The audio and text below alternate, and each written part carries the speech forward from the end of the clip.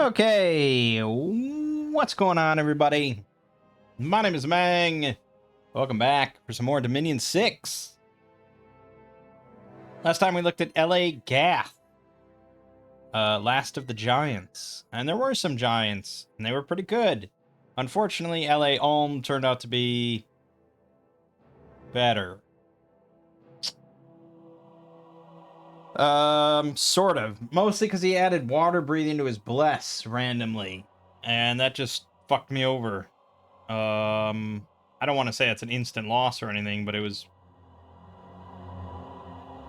Well, no, because we had that when we... They had that when we played Luna, I think, for Toho, the Toho mod. But my PD was so obscene on that mod that it worked out. Anyways, let's roll up another one. 42. That is Enmi. Okay, this is a very recent addition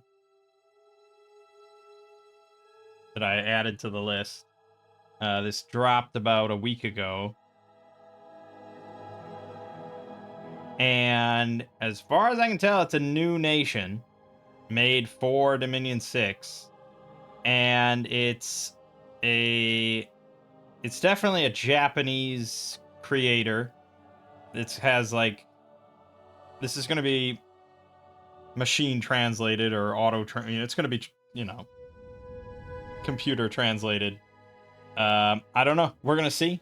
You add it, dude, at this point, if you add basically any modded nation to the workshop, I'm going to give it a try. That's right. I'm a fucking connoisseur. Enmi.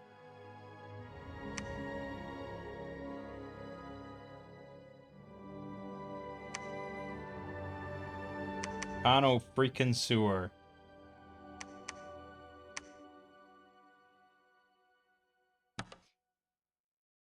I'm tempted to just throw water breathing on every bless we take.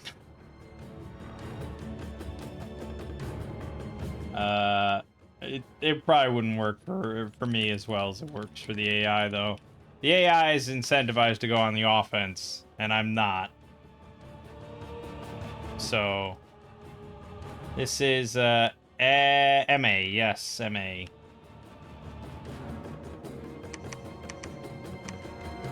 Enmi Kamukoten.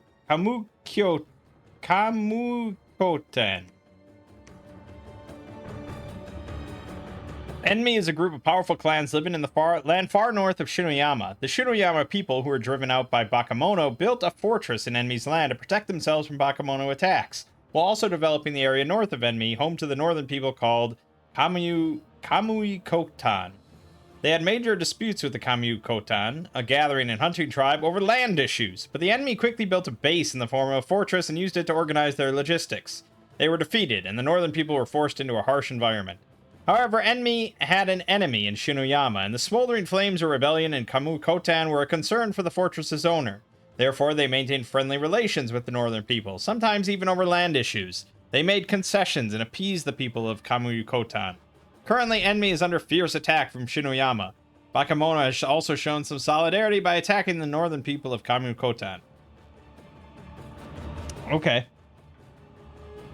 Very political stuff going on there. So, our army is easy to recruit, but homesick. Interesting. That'll be interesting. Oh, I see. The Dogo are easy to recruit, but homesick. The Outer Samurai are chaos recruitment, but boosted upkeep costs. The Buke Samurai have normal recruit. And then the Kamui-Kotan need a Kamui-Kotan commander to recruit, and they have magic tattoos. We're mainly nature magic, but we also have air, astral, water, rare, fire, earth, and death. No glamour or blood. We have very strong priests. Local Hareen Fort can recruit sacred. Non-cap sacreds, I guess. Cold +1, growth +1, air, water, bless points +1, nature bless points +3, and overall bless points +3. Holy shit. That's a lot. I mean, basically, that's like 8 free bless points. We have primitive forts. Our temples cost 800, but 400 in forests, 400 in mountains and highlands, 400 in swamps. Labs cost 800, but 400 in forests, mountains, highlands. Our capital reduces cold scale deaths by 1 step. Other forts reduce cold scale deaths by 1 step. Okay. Okay. I get it. I get it. All right, we got Goushi. 60 leadership. Cold resist 5. Forest survival, swamp survival. Saisu. 100 leadership. Tax collector, defense organizer 1. Inspirational 1. Fine. Tajina Me. 1 astral. 25% chance for fire, air, water, earth, nature. But inept researcher 4. True sight. Says her employment point is 1, but this is not a miss. I assume mistake. Oh, yeah, okay. So, yeah, it's a 1 recruitment point, 75 gold mage that basically is just going to have 1 astral. Some of them will have some jumble of shit, but you could just make them slaves. You could have just big, giant astral communions, which we've tried in the past. Getting 2 a turn... Yeah, it's pretty crazy. Sionia Matnepo in all forests. Holy Daughter. 1 nature, 1 holy. They cost 2 holy points to recruit. Shock 5, cold 15, various survivals, true sight, reinvigoration 1, tight rain, disease resist 100, magic bear tattoo 2, wolf tattoo 2, boar tattoo 3, unsurroundable 4, combat caster. She comes with a Nupur Makiri, a dagger, and a kick. Hard to say. Well, the kick, I assume, is a natural weapon. I don't know what a Nupur Makiri is. Well, they certainly seem to gear her towards being like a thug chassis, right? Except Nature 1 is really like one of the worst things you could ask for. But I think you can do personal bark skin with that. But, yeah, I mean, it's just 12 base hit points is way too low. No natural protection. 16 MR, 14 morale, 12 of base attack, 14 base defense. It's not bad. She also has 3 miscellaneous slots, which is pretty nice. And then the tattoos. So, with the boar means that you're going to get 13 in vuln, so I guess that's sort of... I mean, that's good. And then you're going to have +2 attack from that and +2 strength from that. As a light thug, pretty good. I think you would need a piece of armor and probably an AoE weapon. But honestly, yeah, 12 hit points is damn low, though. Depends on your bless. Yeah, depends on your bless. Undying 5, Enchanted Blood would go a long way here. Might not be enough, but it's hard to say. Okay. Then we have Nite Siona Matnepo, Forest Spiritual Power's daughter. 2 nature, 2 holy. Air, water, earth, astral. 20% for air, water, astral, nature. 3 holy points to recruit. Animal Awe 1. Shock 5, cold 15. Spirit Sight, Reinvigoration 2, Disease Healer 2, Tight Rain, Beastmaster 2, Inept Researcher 5, Bear Tattoo 2, Wolf Tattoo 2, Boar Tattoo 4, Unsurroundable 5, Combat Caster. Well, here it gets a lot better for a thug chassis, of course. You have built-on Animal Awe 1, which can help a little bit. Reinvigoration 2 helps. 14 in vuln, 2 attack, 2 strength. Unsurroundable 5 is awesome. Then you have 2 nature, so you can actually throw personal regen on, which is pretty great. And then depending on what you get for your random, water, earth gives you fizz resist. Astral gives you body ethereal. It's pretty strong stuff.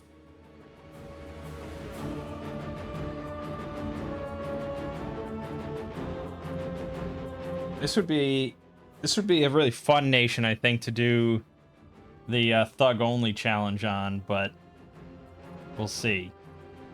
Konru Aputo Matanepo, cap only. 2 water, 2 holy, astral death nature, and then water astral death nature, 10% for another one.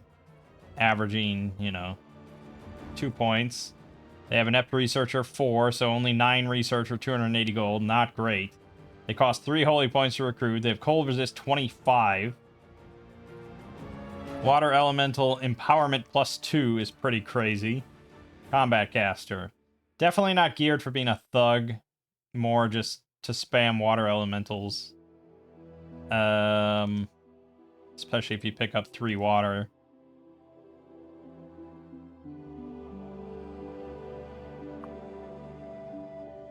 Interesting. And then Sionia Nupur Perkamengnoko. What language is this?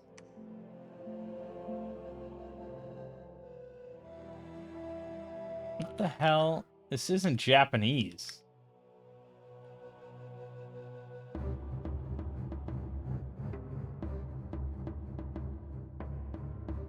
Okay, well, I just Googled that name and nothing came up on Google.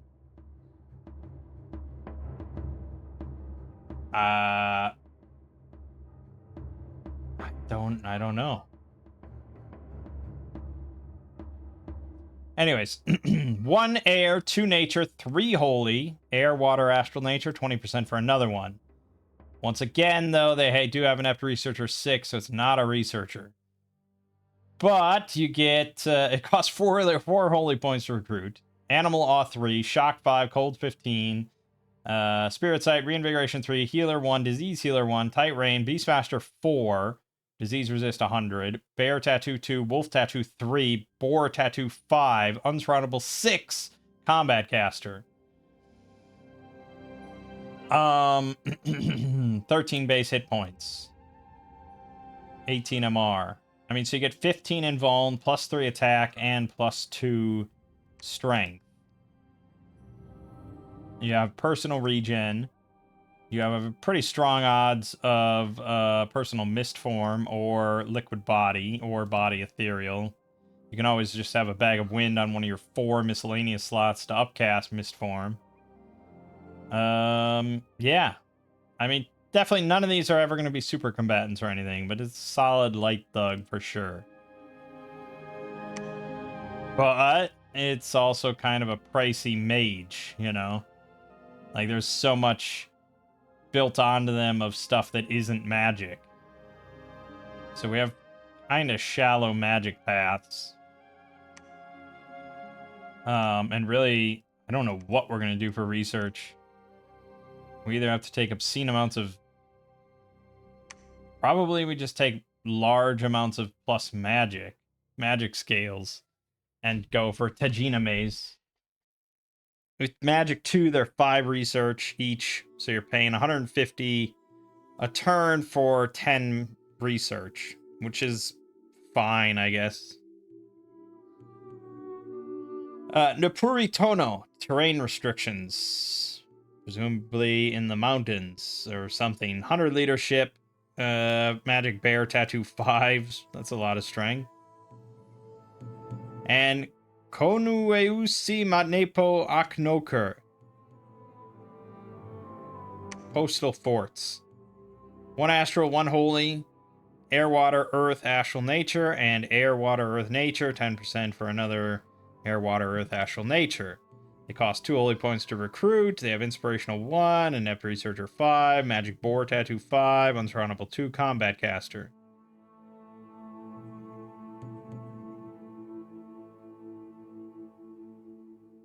Yeah, I mean, okay. Well, they guaranteed to have body ethereal, which is pretty handy. Depending on what else they get, who knows. But we have a lot of, light thug chassis. This is the most I've ever had on a nation. Let's look at units. Yumi Dogo.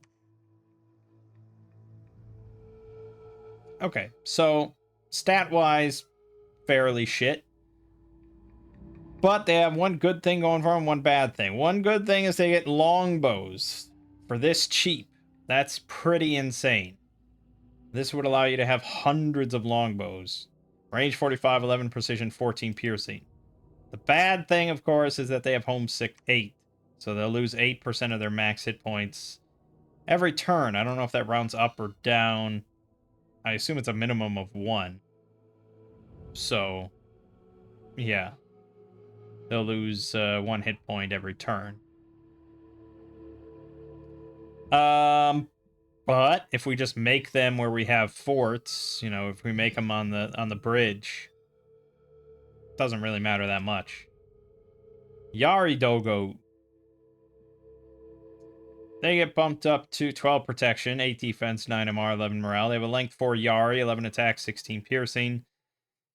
You can't use them with any bows, and any other enemy bows will just kill them, so not as appealing. Zokuto.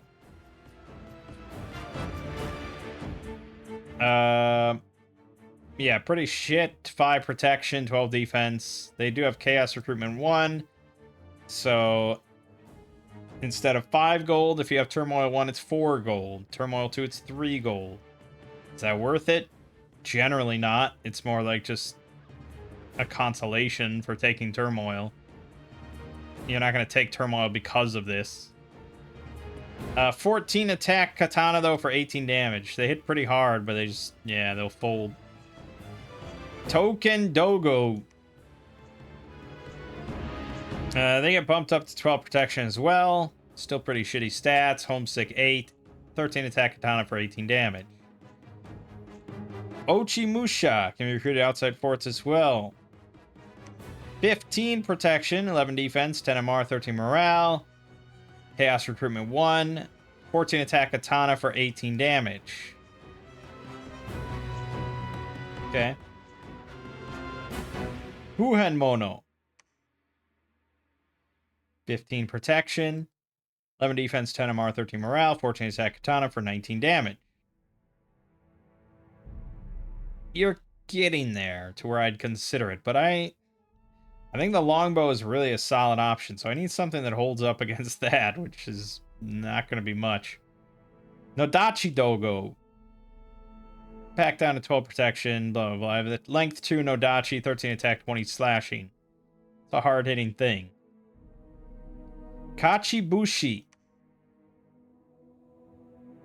11 attack. Or 11 hit points, I'm sorry. 15 protection, 12 defense, 10 MR, 15 morale. 15 attack Katana for 19 damage. And the longbow. Range 45, 12 precision, 14 piercing. It's good. I mean, they basically hit the trifecta. They are 25 resources, but resources not really a problem on this map, so we could have a lot of Kachibushis. Tempting. Emperor Okayo. No Highlands, Mountains, and Forests. Bear Man. That looks like a bear woman, but it definitely says a male warrior. Oh, I guess it's wearing like a bear pelt. Okay. I wish these sprites were more zoomed in, but I understand.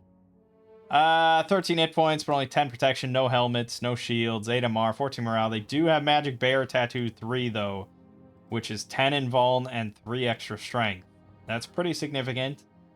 10 and 10 on the body is going to be about 17 protection. Their MR is still going to be shit, and they do cause a small amount of unrest, but that'll then be a length 2 battle axe, 12 attack, and like 26 damage.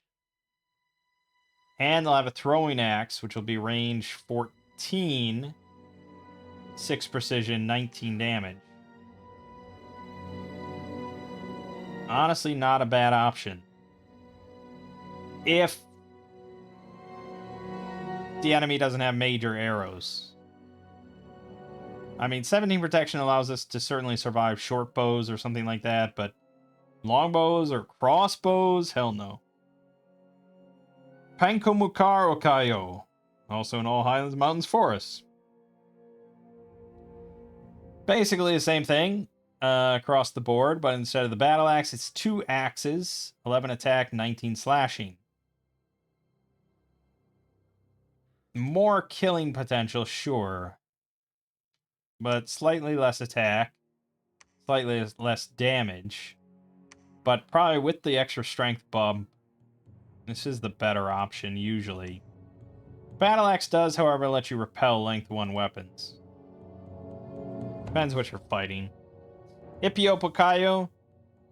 These guys have javelins and yaris, length 4, 12 attack, 17 piercing, although it'd be 20 with the tattoo.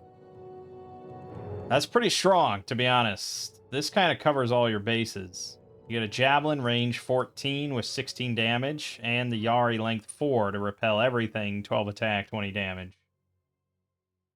Except if the enemy has archers. None of these guys will work with that. Iak Tumi Minoko. Highland Mountain Forest as well.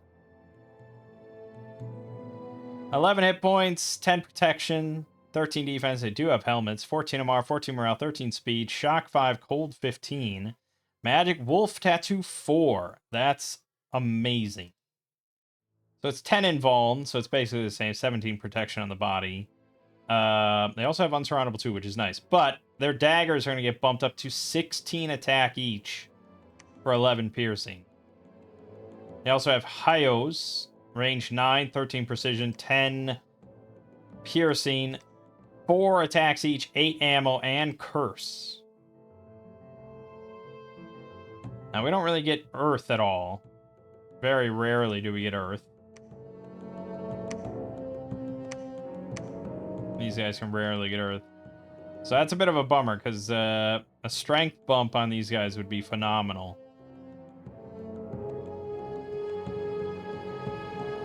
But yeah, 16 attack on a normal infantry is pretty darn strong, and we can have a lot of these.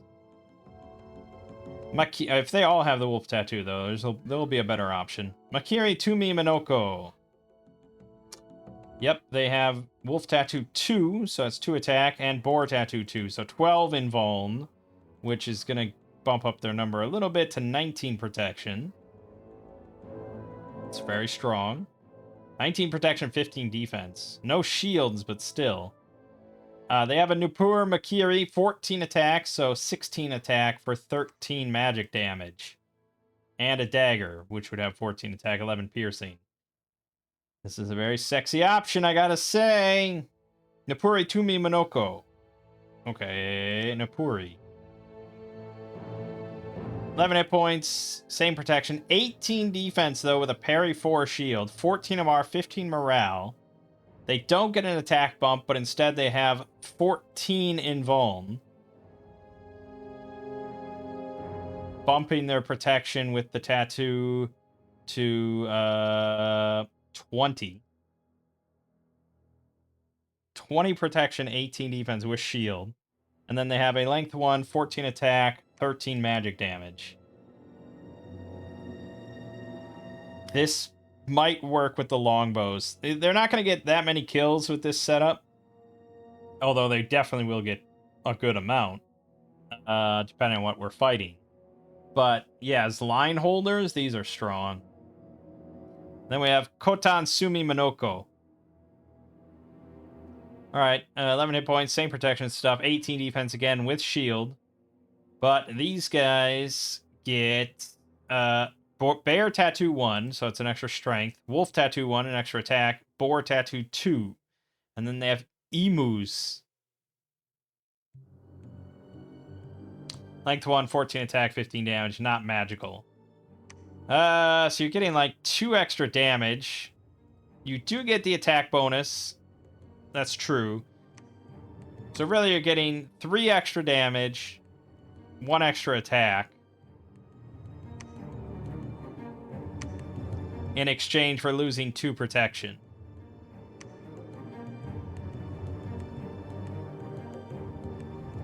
Damn, yeah, that might be worth it. I would say in that case we don't need the longbows.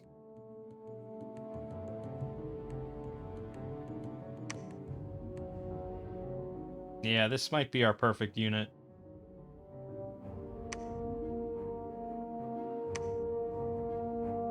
And the price is pretty good too. 16 gold, 13 resource, 15 recruitment points. We also have Bajo Bushi. Uh, okay. 11 hit points, 18 protection, 14 defense, no shields, 10 MR, 15 morale, 24 speed. They have a katana, 12 attack, 17 damage. Wakizashi, 12 attack, 16 damage. A light lance, and a longbow, but no mobile archer. The warhorse, 20 hit points, only 8 protection, though. Shugome, cap, as well as Highland Mountain forts. Okay. 11 hit points, same protection as the others, 10 on the body, 18 defense with shield, 15 MR, 15 morale, 12 speed, cost 2 holy points to recruit, shock 5, cold 15, has a bear tattoo 2 for 2 extra strength, and the boar tattoo for 12 invuln, plus unsurroundable 2. And then it's a Nippur Makiri for 14 attack, 13 damage.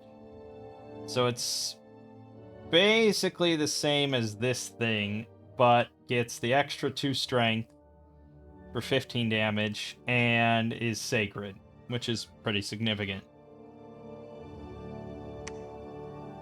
But yeah, they'll fit in step with these things, so it's all good. Lastly, we have the Koinuesu Axonot Madnepo in the coastal forts. Also sacred too. 10 hit points, 5 protection, 14 defense, 15 MR, 13 morale, cold 10, poison 5, 4 tattoo 3 for 13 invulnerability, unsurroundable 2 combat caster for some reason. They have the Nippur Makiri, 13 attack, 14 damage, and Kabura Yumi. Range 50, 13 precision, 14 magic, piercing, plus lesser fear.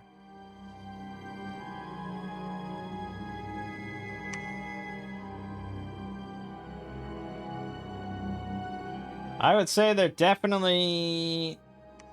I wouldn't say they're better. Objectively, I wouldn't say they're better, but I think in practice they probably would be because of the bow and the lesser fear. Like, that's pretty strong. They are lacking defensively, though. I mean, 13 invuln plus 5 protection from their bikini. You're talking about like 16 prot, but no shields. So it depends if the enemies have a lot of archers. Hard to say, but we're probably going to go with the Shugome because we can get it out of our capital. But we could make a fort on the coast and crank these out. Even if we don't use the bow, it's just more good sacreds. It's a lot of units with a lot of weird names.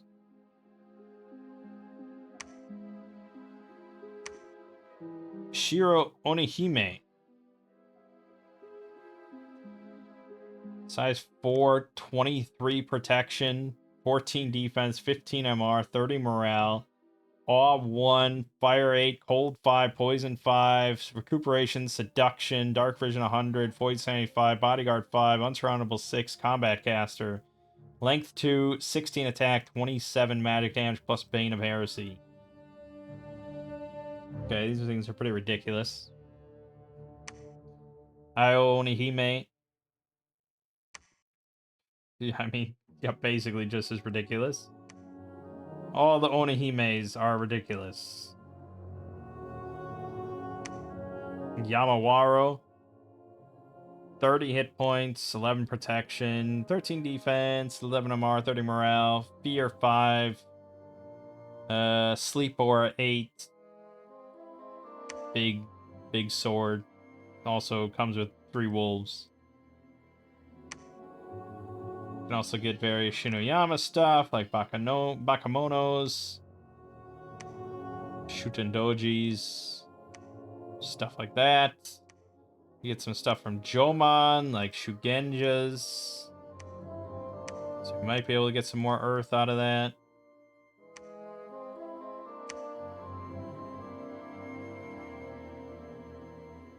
Okay, and then some obviously pretty wild mages that we can summon. Alright, let's look at our spells then. Bakamono Warriors, you get 12 plus 2 for 3 nature gems. And they do cost upkeep. I mean, the Bakamonos are not going to be worth anything, I don't think. 12 protection on the body, no helmet, 11 defense, 9 MR, 10 morale, 8 speed. 13 attack Wakazashis for 15 damage. Okay, they're better than I would have thought.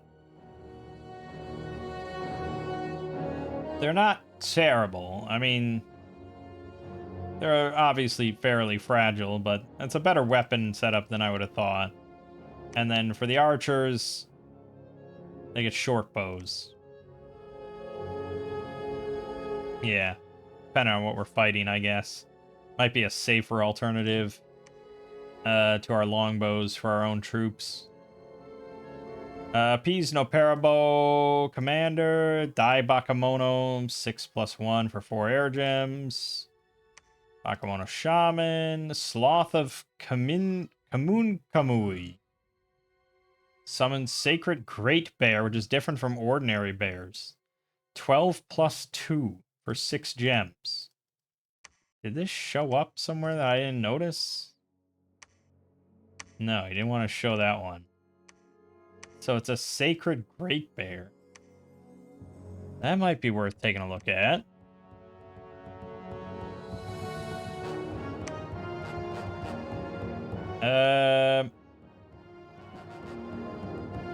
Okay. So you get one of those Onihime for 1 fire gem. It's big opportunity costs. But yeah, all the Onihimes are one of different types of gems. They're so good, though, that it's probably worth doing. This one, 2 Astral, 1 Holy. I don't think our normal dudes are little... Yeah, they don't get Holy or anything. 2 Astral, 1 Holy. It's honestly a little annoying.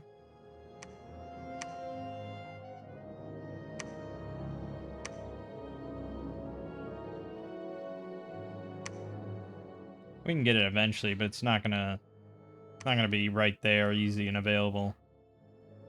The Yamawaro, 5 of them for 7 nature gems. Okay, it's not bad. Uba, Bakemono Sorcerer, Leshy. Alright, Alteration. Nothing. Evocation. Sadly, nothing. Construction. Oh, get a discount on the Ice Sword, okay. Get a discount on Rawhide Shield and Enchanted Helmet. And Berserker Pelt. This is the most discounts I've ever seen. Look at that. Oh my god. I guess you get a discount on all, like, the popular thug items and stuff. You get a discount on the Flask. You get a discount on Stonebirds, Cat Charm, Burning Pearl, Ranger Boots, Row Missile Protection, blah, blah, blah. Ice Helmet, Weightless Kite Shield. There's a lot of discounts. Frostbrand discount, Summer Sword discount. I don't know who's really making that, but I guess the supply bonus is nice. Get a discount on the Spirit Mask. That's pretty nice. Brimstone Boots, Cornucopia, Dancing Shield. Moonvine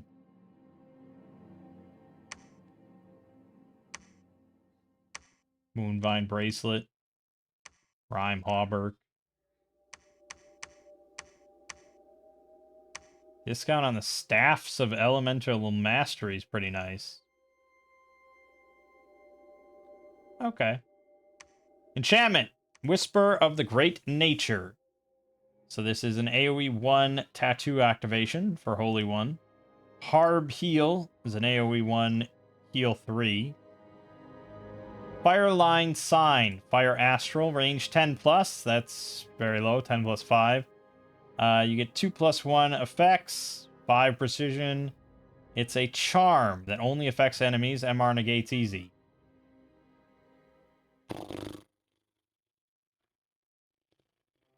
Well,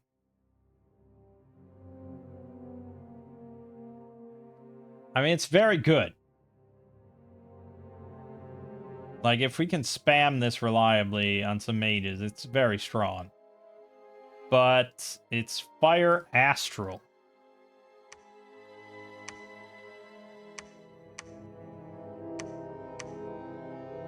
Which means that it falls on the little mages into a big communion. They're the only ones who can get it. So 1 out of 4 of these ones that we make will get one of these. So, I mean, we're obviously making these 2 a turn as our main mage. So we have a 50% chance every turn of getting one of these 5. And then it's 1 out of 5 to get a fire.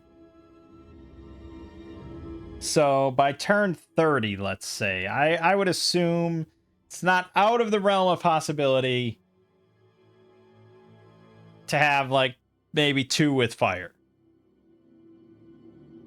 I could ask ChatGPT if we wanted to sit here for a bit, but, I mean, we're going to be doing that anyway, so we'll see. So those 2 then would be the masters. And with enough slaves, I mean, we can easily have, like, 30 slaves.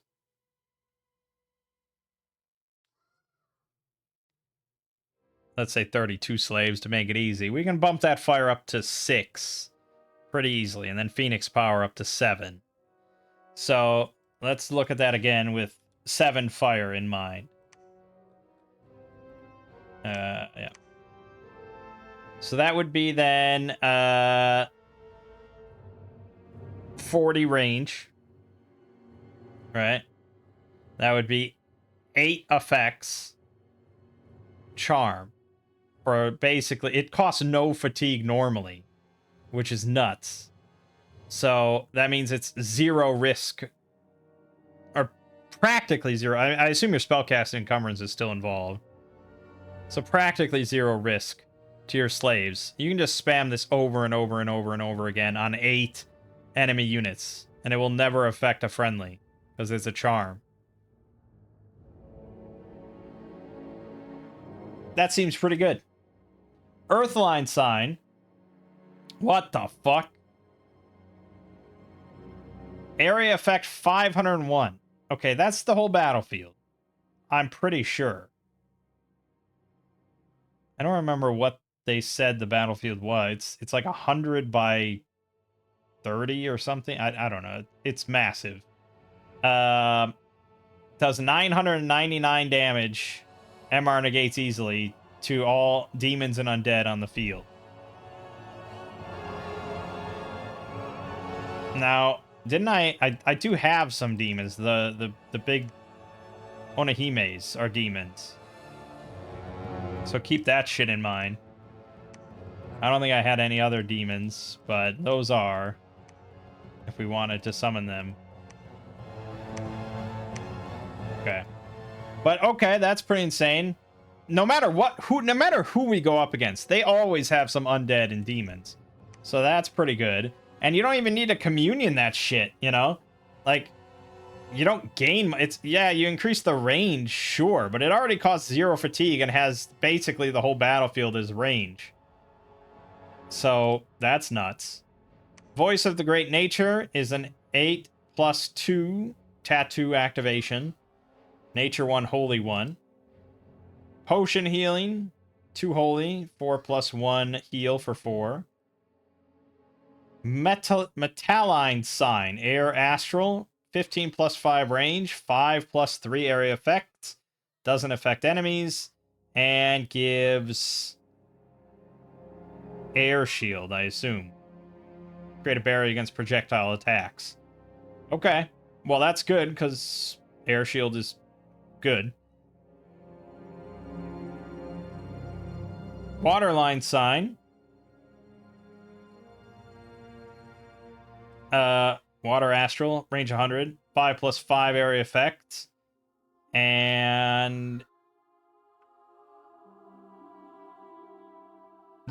heals fatigue. Cool and relieve fatigue in the body has become tired and heated. Can also heal others. Okay. Woods line sign affects the caster only. Allows for the casting of spells with even more powerful magical energy. I assume it's a nature +1. Rout of the Great Nature. 2 nature, 2 holy. 20+5 tattoo activation. Perfume healing. 15+5 heal 5. Song of the Great Nature, of course. 3 nature, 3 holy. Activate all tattoo on your army. Tricky to get, though, isn't it? 3 nature, 3 holy. I didn't like that the holy aspect increased. We don't have... Well, no, I guess these guys are 3 holy. So 1 out of 4 of these. And they're not that pricey or anything. So, yeah, we'll be definitely able to get that. And we're definitely going to be going down the enchantment tree for a couple of these spells. So all of our little shitty mages, any one of the ones that get an extra element, they all have some sort of use in the communion. And all of these things cost 0 fatigue. So that's good. I mean, I think the communion will still get pretty shredded. But we'll see how it goes. Thaumaturgy, we get Appease Shugenja. You get a Shugenja commander for 8 nature gems. Master Shugenja for 18. Onmyoji for 20 pearls. Nothing in blood and nothing in divine. Okay. Well, a lot going on with this nation, huh? So our sacred.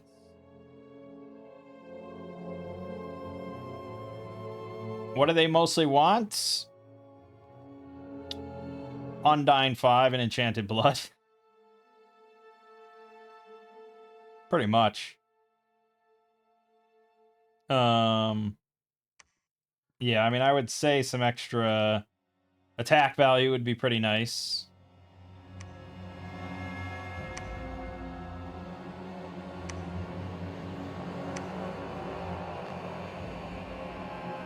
Yeah, I would say some extra attack value.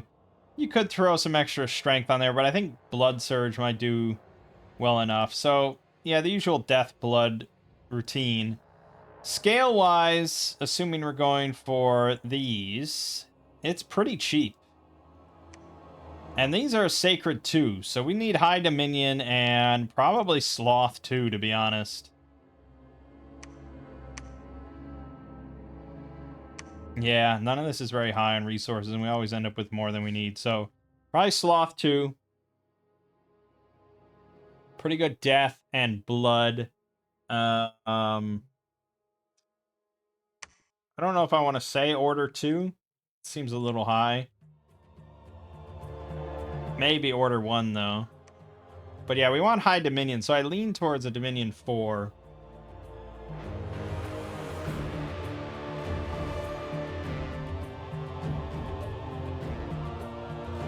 We could get a Titan.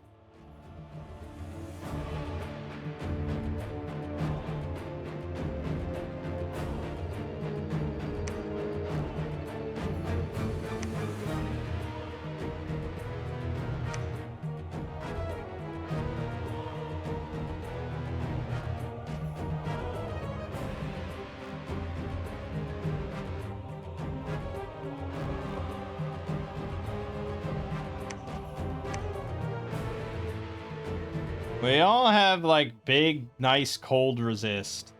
The only problem is we don't have much in the way of water magic. Well, these guys have water. So if they get the random water 3, then I think Grip of Winter is going to be a powerful component. So I don't think that I need a Pretender that can cast it.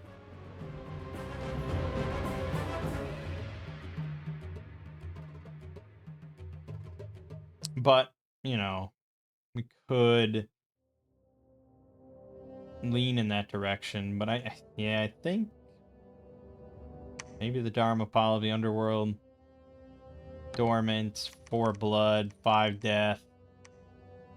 Decent fire. Sloth 2. Magic 2. 7 dominion.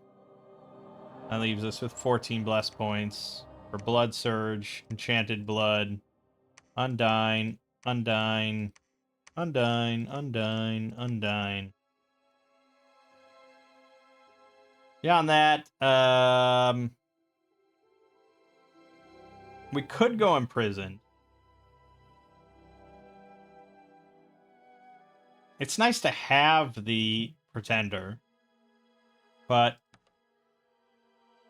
I might not need it.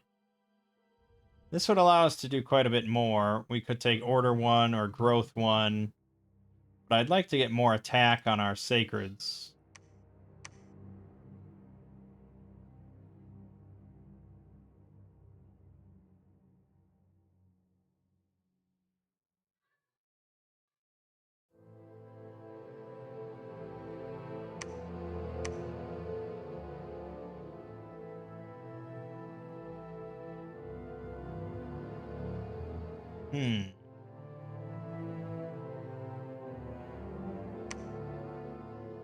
Maybe air?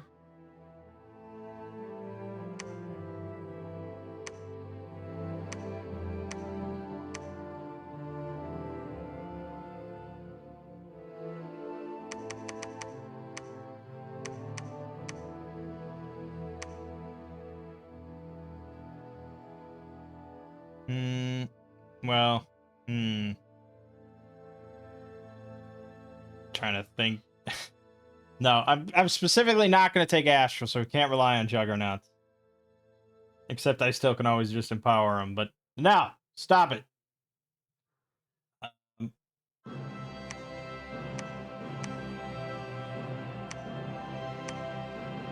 Just gonna go 3 attack and an extra morale. Probably could go for fire resist since they already have shock and cold.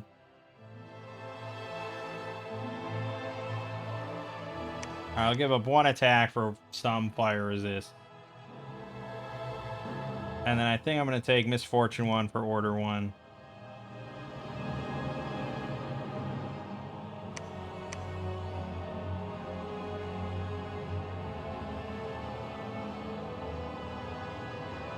Or would I rather have Growth 1?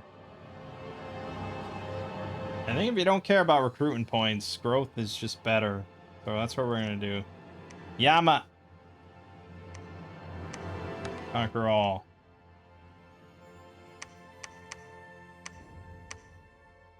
Whoa, whoa, whoa.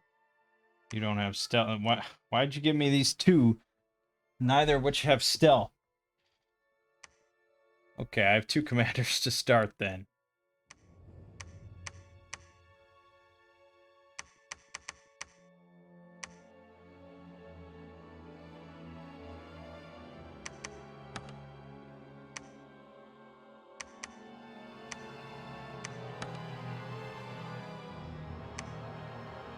For research, yeah, we're just gonna go right down enchantment to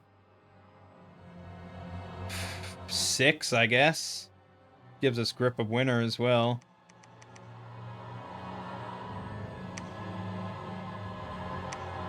Yeah, so it's 10 research a turn. Not too bad.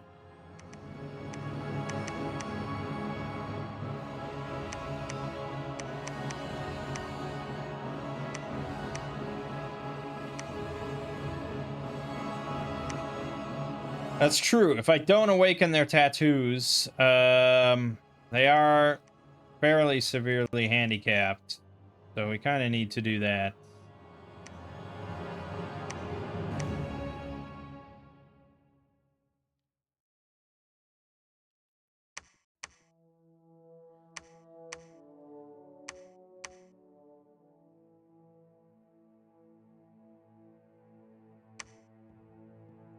It's AoE 1, man.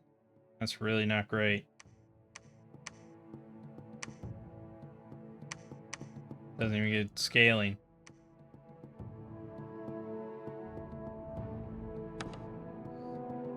Okay, we'll see how that goes.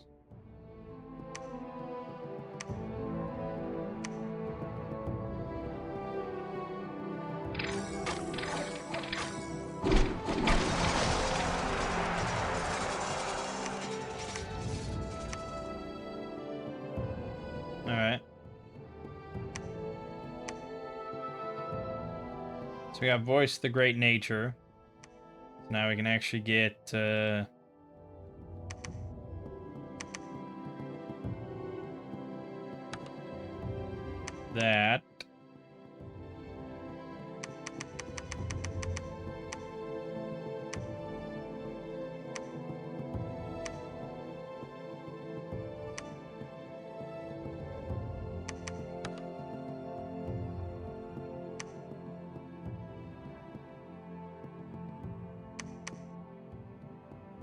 Alright. Now you can cast Voice of the Great Nature, which is 8 plus area effects. Much better.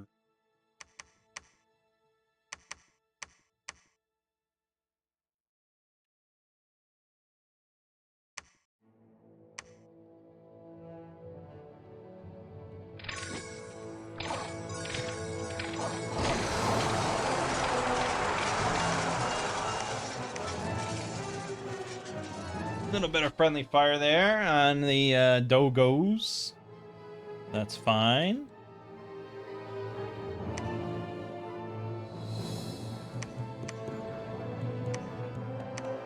Yeah, I mean, if we're gonna be doing hold and attack, I gotta reposition things.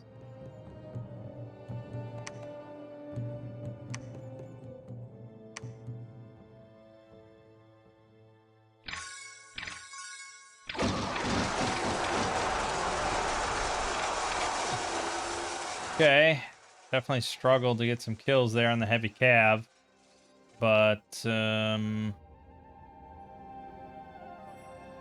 workable. Workable enough.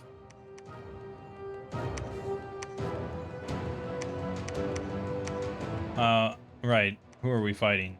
Agartha. Okay, that means he has no ranged outside of like boulders. And he does have shield. He has kite shields on a chunk of his units. Bucklers on others. It's just a question of do I want to go with longbows or not. Doesn't seem like they're hurting my own guys too much. Yeah, I mean they're homesick.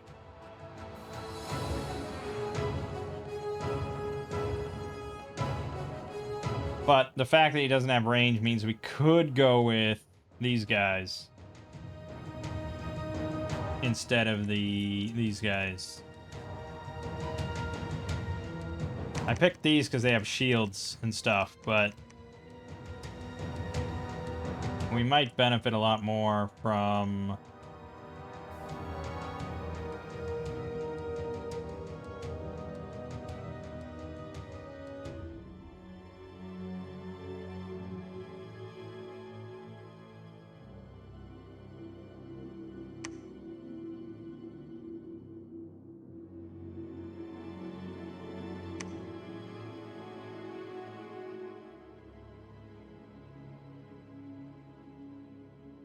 he's got a lot of length 1 weapons, right? He's got short sword, short sword, short sword, short sword, claws, spear, big spear, fist, shard glaive. Most of his roster is length 1, so I think maybe the battle axe is a good option. Jesus, man. That's a lot.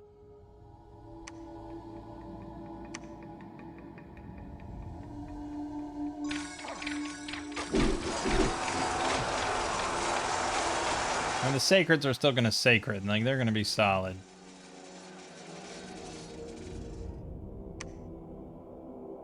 But I think we might benefit from some big heavy hitters. It's a lot of units.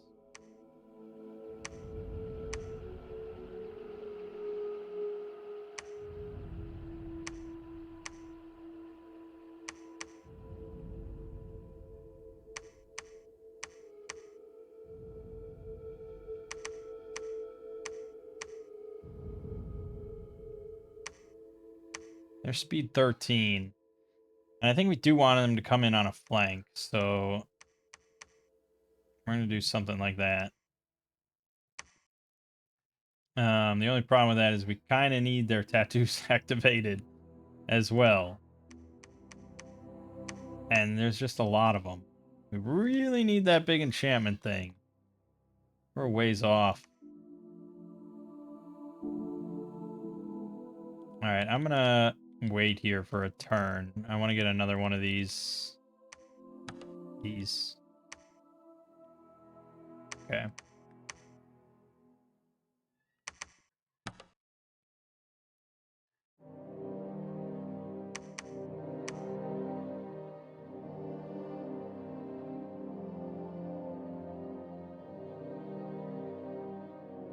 Okay. Sure. So then you're gonna cast this up here.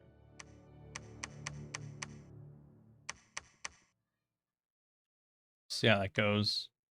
Fairly easy fight just to see the formation. And they ended up kind of going behind him. It's tricky to get him on a flank. I could put him on attack rear, but they did end up with 19 kills. So they got involved, and it's all good. All right, we'll move them up a little bit and put them on attack rear and see how they do.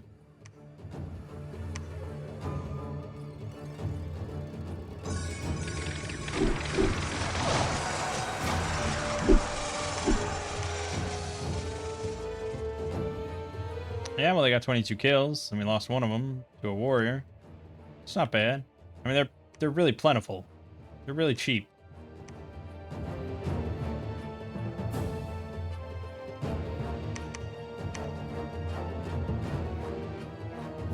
And they just need tattoo activations, so could get another one of those nature mages. Why don't you put it on the docket? How about that?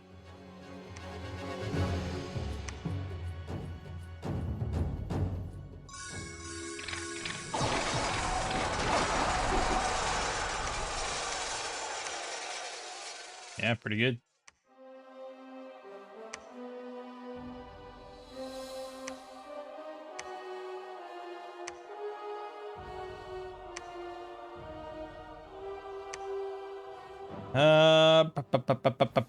So they're one upkeep each per turn. How convenient.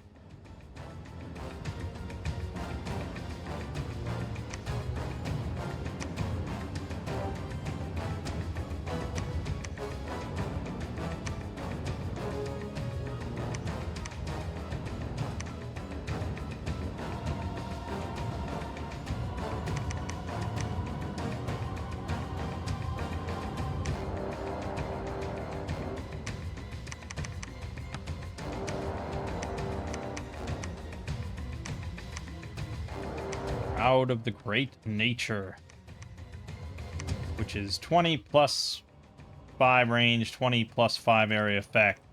She only gets the 20, but still, she should get most of them with invuln.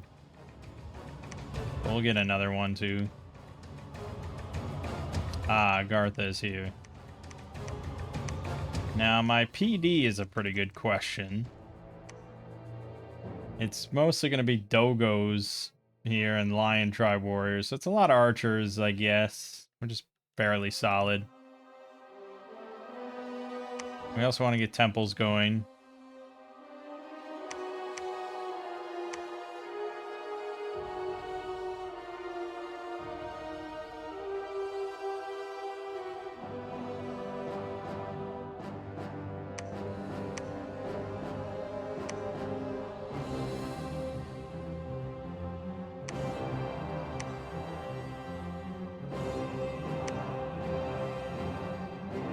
Messages arrive from Agartha. He wants to fight.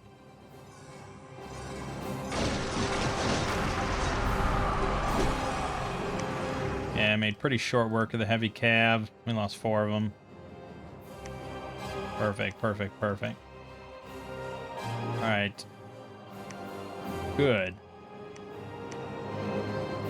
This seems good.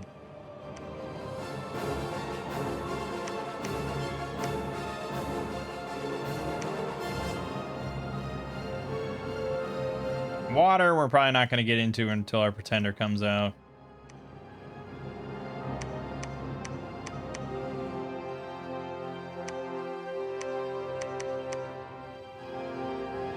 But that's a-okay. We're going to construct a wooden fort here. And you, my friend, are going to go here.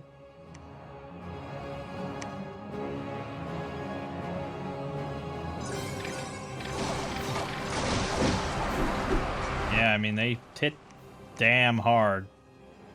And pretty damn accurate. Oh, they also have the axes. Oh, I completely forgot about that. Shit.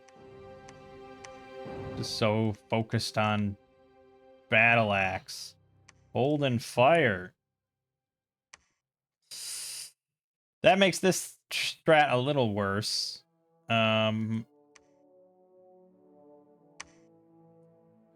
Yeah. Okay. In that case, I think we do hold and fire closest in front of. Maybe in a line. Although it does make it hard to awaken their tattoos. Let's see how it goes. You're gonna preach here, you can search here, you can search here. And I want to get a big boy out. A couple of them, really. I want to do some site searching.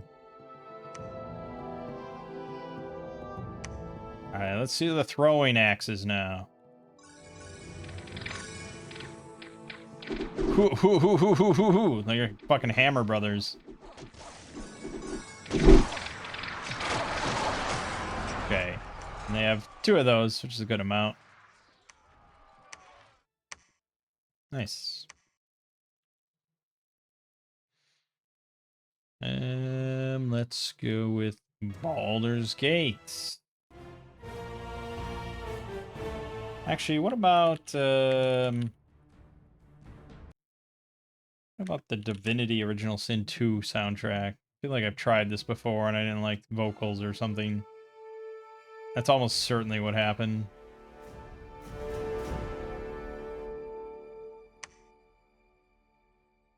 Okay. Well, he does not seem to have hot scale or cold scale or anything, so that's good. We do though. So there are certain times of the year where we have to be on watch.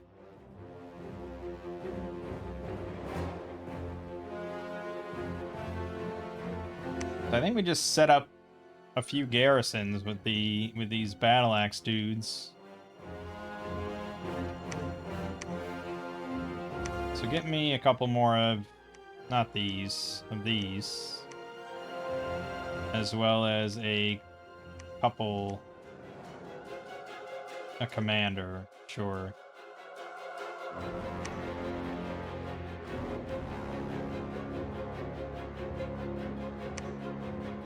You go here.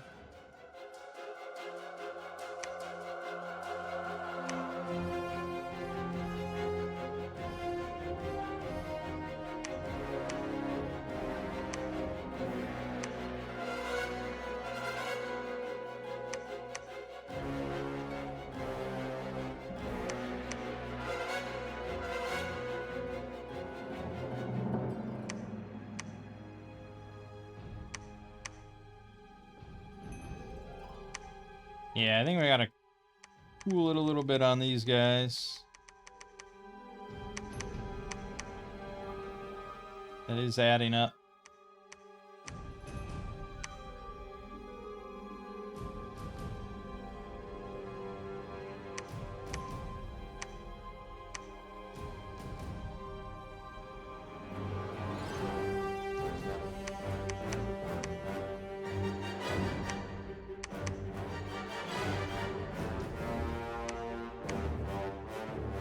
Alright.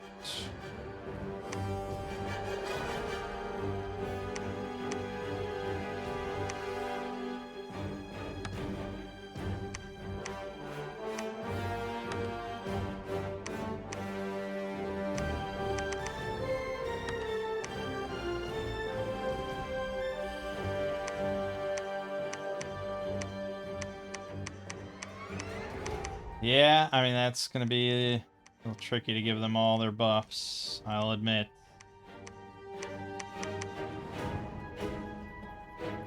But if we get enough of them, it's alright, and PD and all that, it'll help.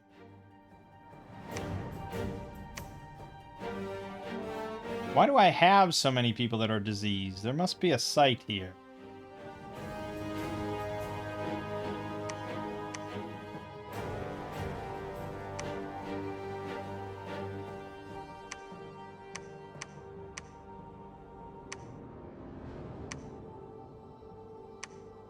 Cradle of Faith.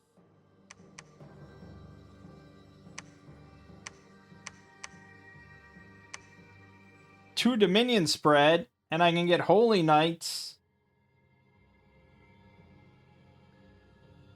That'd actually be really good.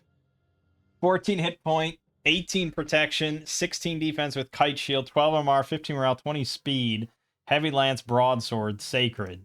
And the Mount has 24 hit points, 20 protection, Sacred. Jeez. I just need a Temple here and a Fort, and I can maybe get one a turn.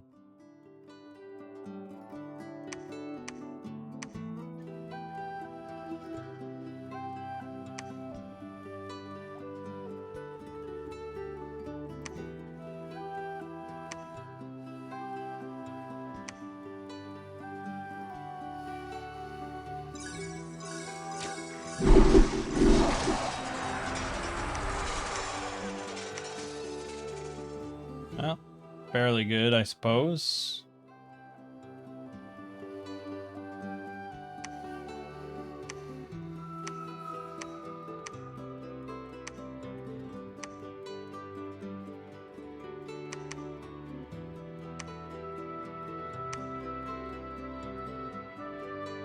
A lot of filthy brigands everywhere.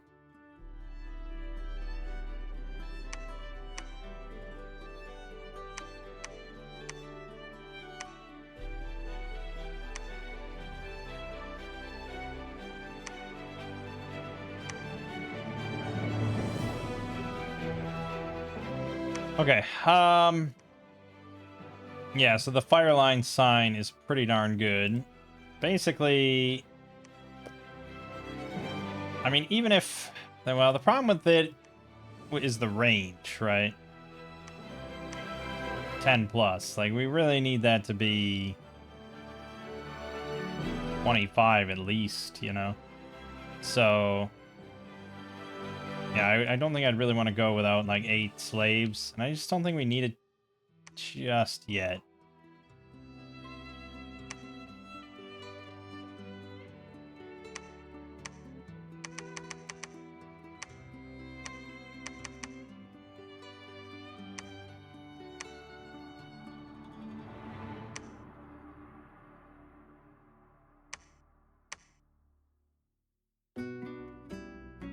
Okay, well, this will be a good test, I suppose. Ow.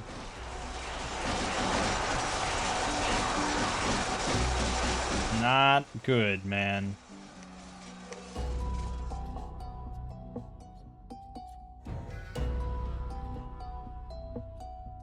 Well, his Ogre's got 24 kills. His Fall Bear's got 20 kills. Ancient Stone Hurler's got 14. But it was just kind of a general butchering, I guess. Like, everything he had got some kills. I'm not quite sure what went wrong there. But it's bad. I mean, that's not good.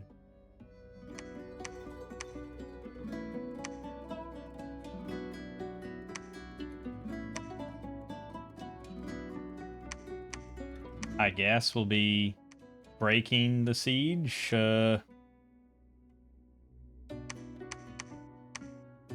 Certainly we could use more sacreds involved.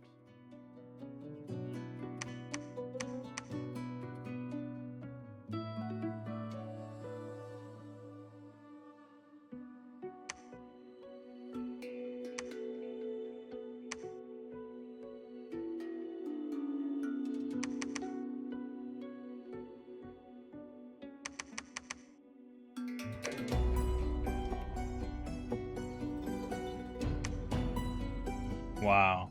We lost a fucking 100 of them. Are they just routing? Like, what is happening here?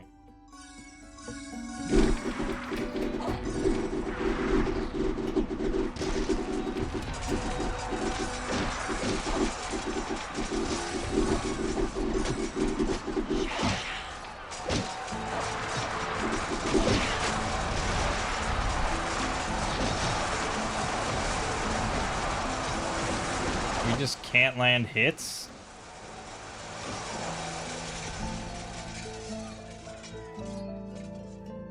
We definitely weren't getting kills. I gotta actually break this down a little bit more.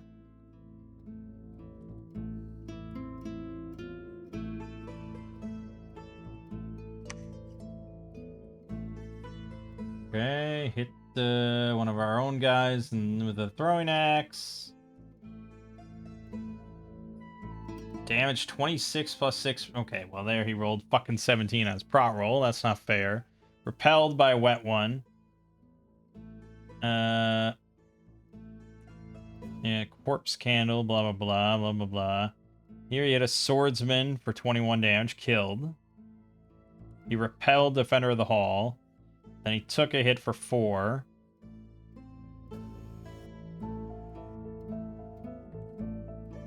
Missed the Defender of the Hall. They missed him. And then the Shard Guard hit him for 19. Because their Shard Glaives are magical. So it's bypassing their Invuln. Okay. Here he hit that, but Ethereal. 0, 0.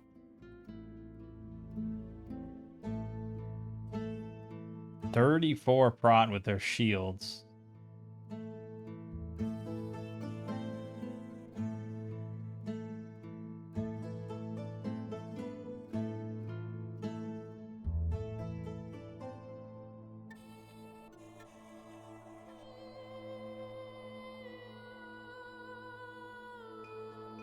He's definitely using a lot more spears than I thought he was going to use. Thought he'd use way more of the shitty infantry, but no, he's using mostly what I would use, I guess. Defenders of the Hall and the big guys. So this isn't a good choice.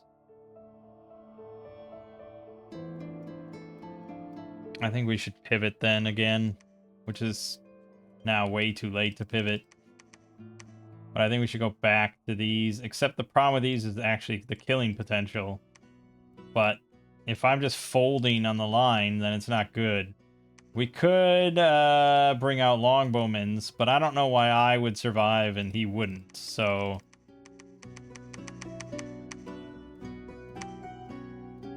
It's just not good. I think we can say that. It's not good. At this stage, we could invest everything we got into the charm strat. Like, literally take all these mages, put them all in a communion with the 3 fires at the head. Maybe not you.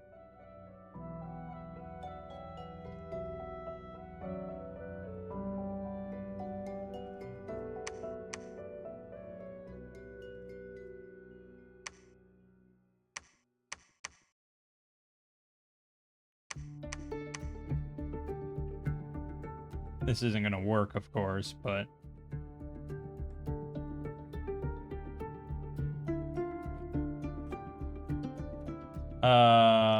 Shit, man.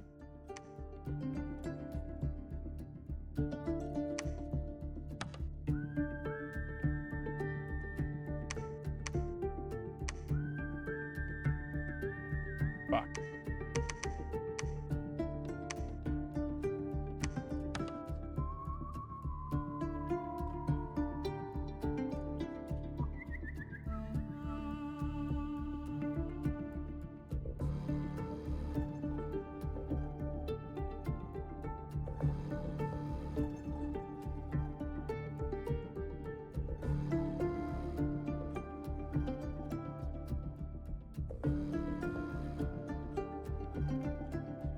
Good plan, considering it's our only plan.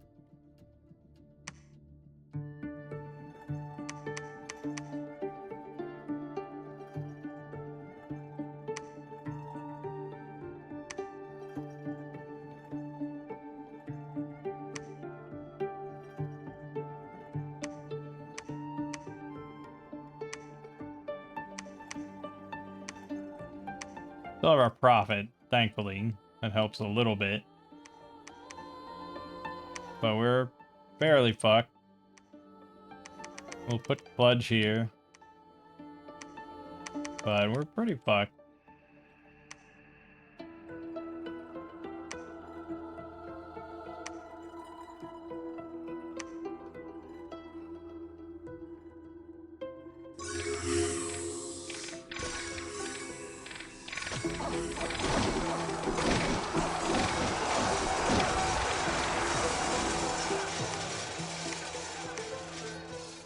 Okay, well, we gained an ancient stone hurler and a cave drake, but they got it online sort of at the tail end there, so it's hard to say.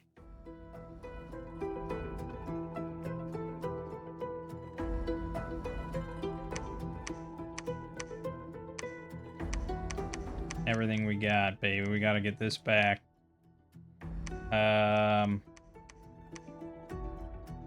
I think fuck the axe, because that's just gonna kill us.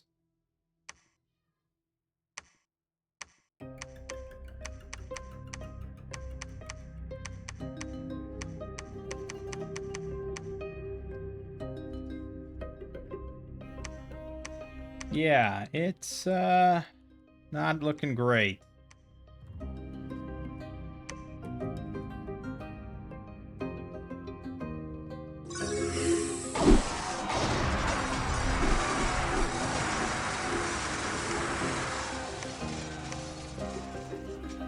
Okay, we lost 2 of the Tajinas to the raptor drop, I assume. But at the same time, I don't know. I think I gotta look. This communion is not stable. But I think some of them did airdrop there.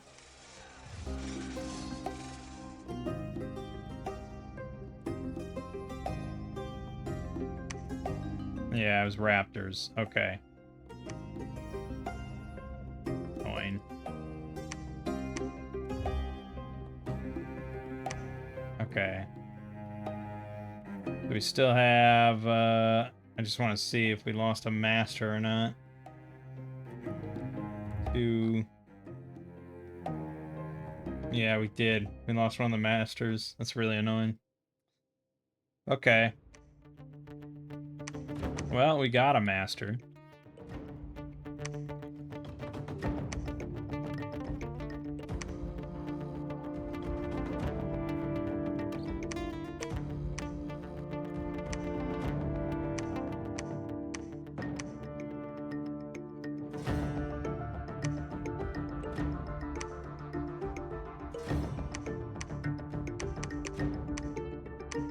This'll be the interesting one.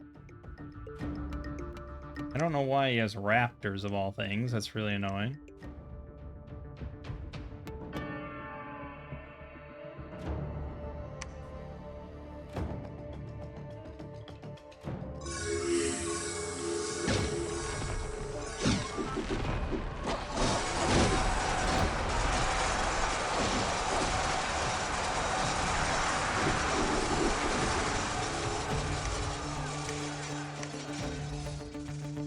Okay, we lost 35 of the Battle Axe Bros.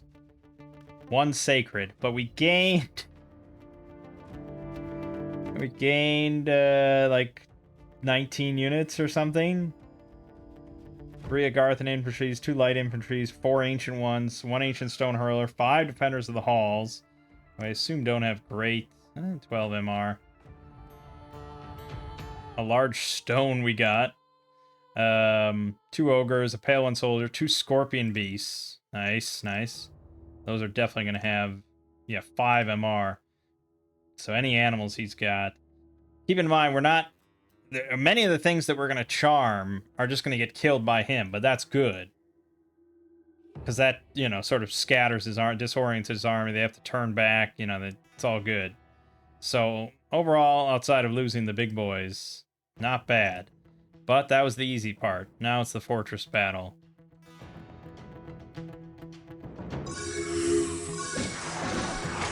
If I can get the guys on the wall, that'll be very big.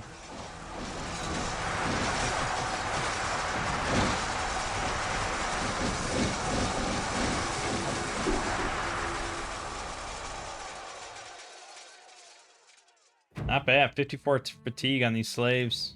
That's really... I was spamming the shit out of that. I mean, look how many times we cast it.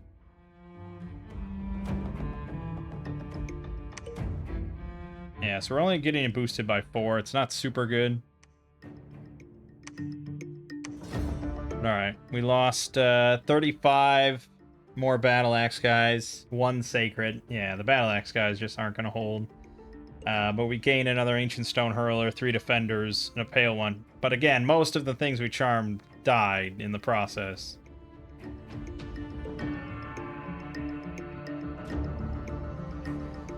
Okay, we have our strat. Just costing me just everything we have, but we got it.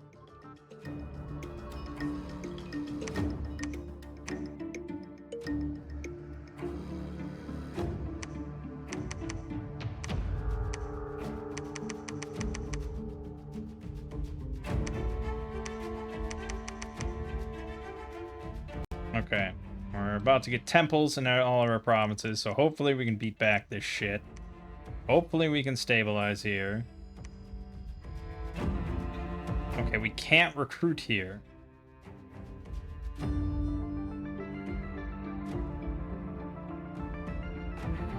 There was something in that in our description. We need a Kamyu Kotan commander. Okay, well, I don't know exactly what that is, but I'm gonna make one of these. Our god just arrived.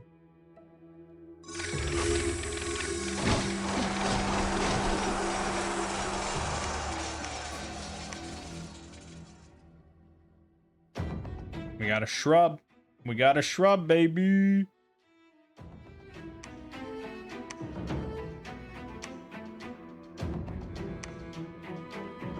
All right.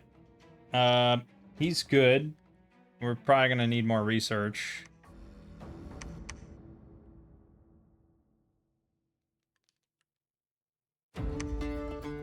Okay, yes, that's what we needed. Good. I think we mainly just focus on sacreds, but I'm willing to grab a few of those.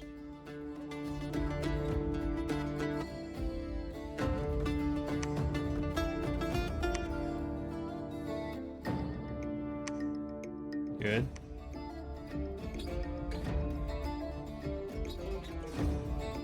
Yes, good.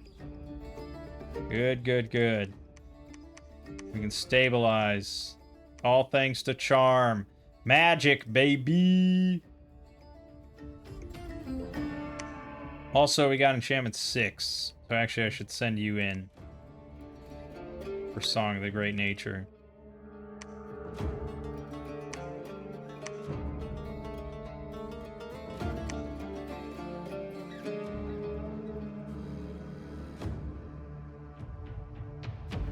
Alright, thanks for the cave drake, I guess.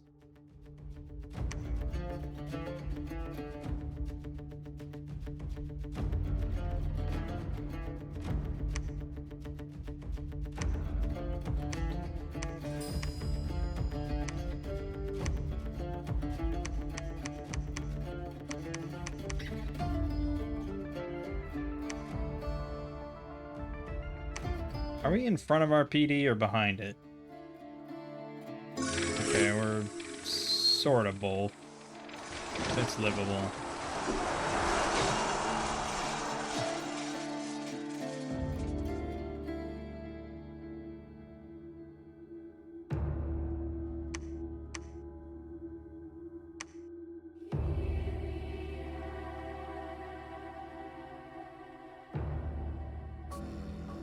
Well, I mean, I may as well put this in the fucking army. Why not?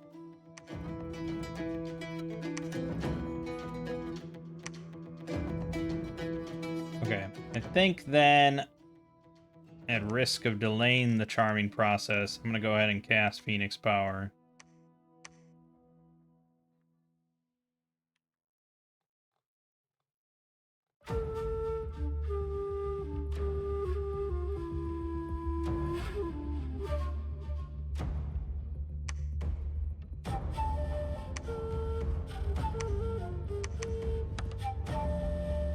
Oh, I can also make these guys here. Maybe. Maybe. I'm mostly concerned about various research things now.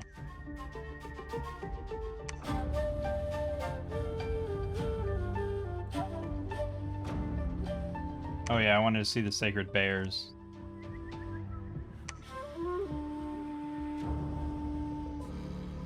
Gained 4 ancient ones out of that. Nice. Traded 4 of these battle axe guys for 4 ancient ones. Who are sacreds, by the way. So that's awesome. It's working out. Holy shit. 40 hit points, size 6, 8 protection, 6 defense, 7 MR, 16 morale, 14 speed, sacred. Full resist 10. Magic bear tattoo 2. So it gets 10. That doesn't really help it that much, though. It gets a couple extra protection against mundane and 2 extra strength. But with blood surge and everything, yeah, these guys are pretty nasty, and we got a shit ton of them.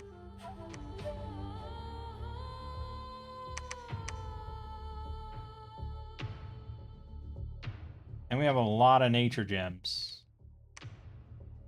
Do I have... Okay, well, not all of you need to be here, so I'm just gonna have you cast this forever. That'll help.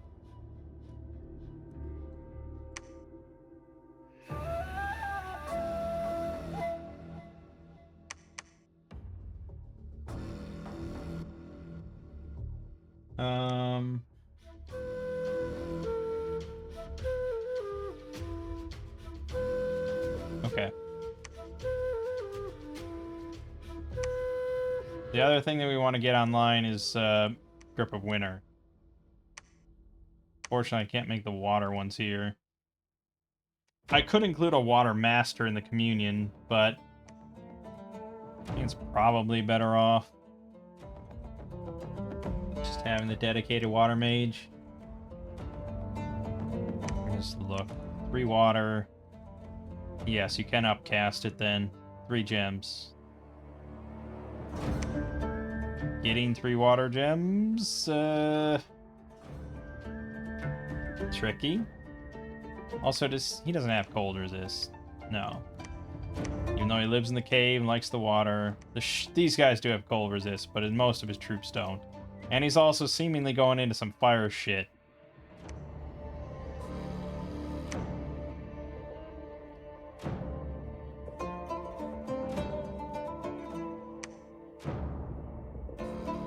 And he has a Dracolich.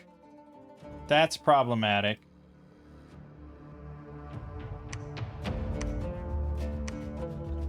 Alright, we'll try to game this system a little bit.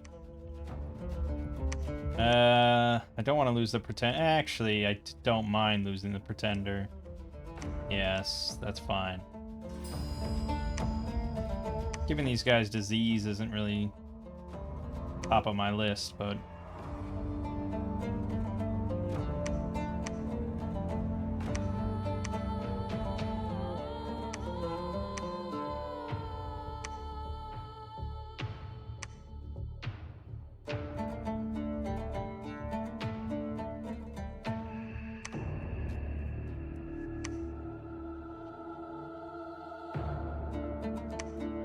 Alright.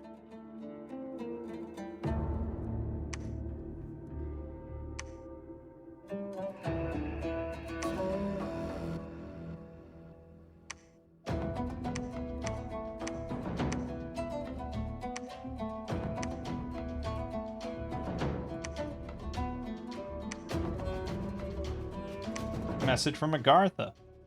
Go figure.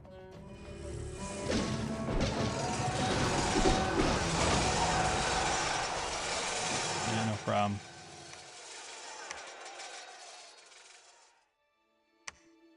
Piss off, bro. Does mean that he got in the water pretty easily with the Dracolich. And I don't know if I like my odds of my Pretender versus his Dracolich, like solo. But we'll see.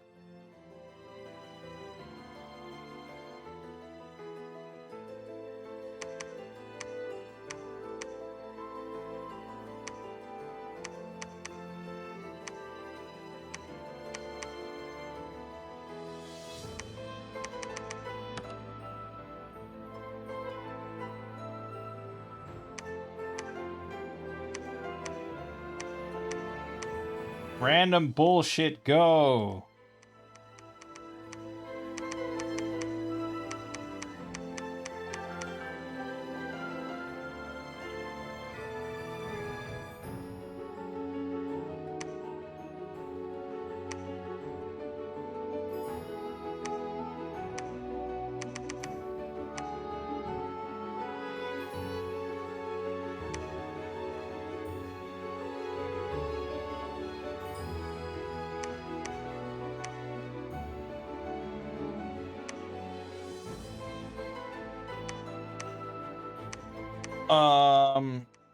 Yeah, we gotta get construction going. Did I get my 3 water mage? No.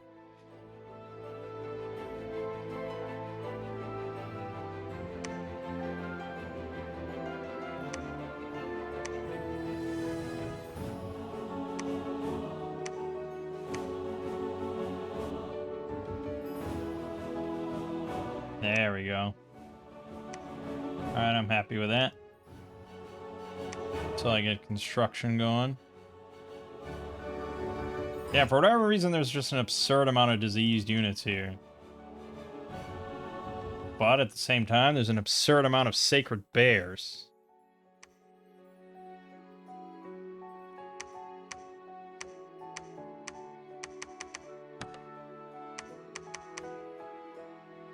Might be enough. Might be enough sacred bears.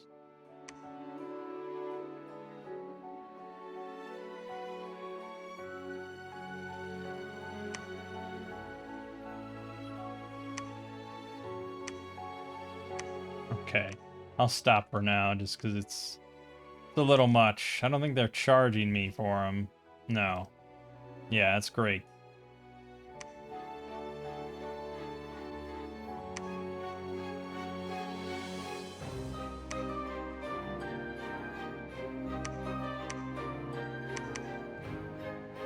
Yeah, it's 3 water gems a pop, so we're gonna want to get that construction going. But for now, just cast Grip of Winter.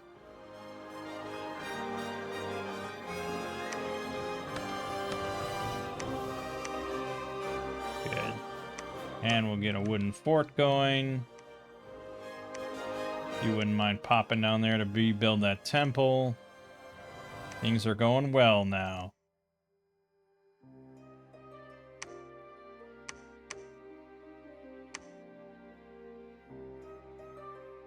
We could get the Eternal Pyre, generate 20 fire gems. It would hurt my cold scales, but I don't think I actually want cold 4 here. So maybe that would be a good idea. You'd have to sacrifice a lot of pearls, but it would pay for itself. Need 80 fire gems.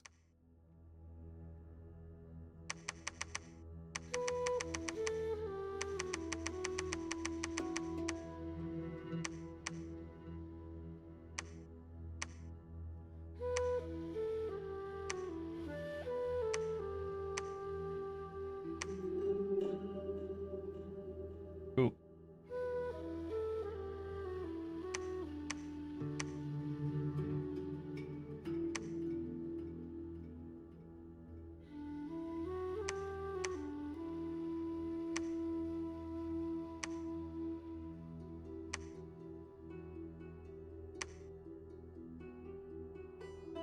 Alright, good, good, good. This is all going well.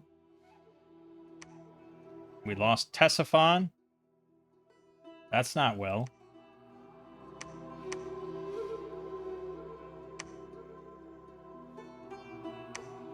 We are making so many sacreds that I don't think I really even need to make the normal units.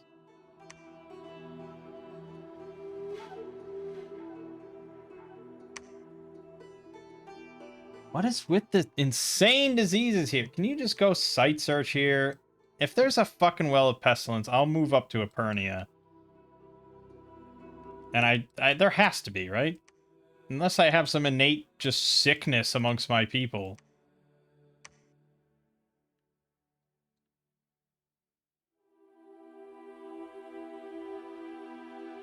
Well, now our income is hurt the other way.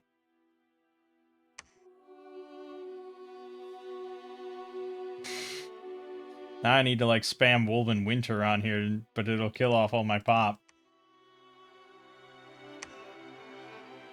Minus 5% pop every turn. Just for our money.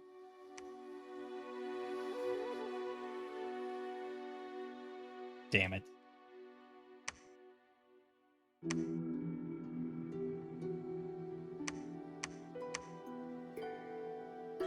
Alright. Here you go. That didn't give you any. Here you go.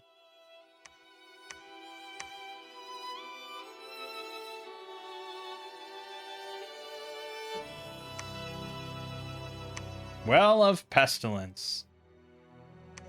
Well, fuck you. How about that?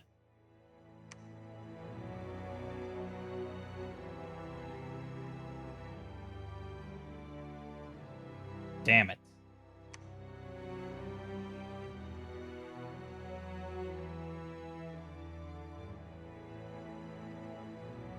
Yeah, we have to move. I'm gonna move everybody. I'm not gonna script the damn thing. After construction 5. Probably alteration 8.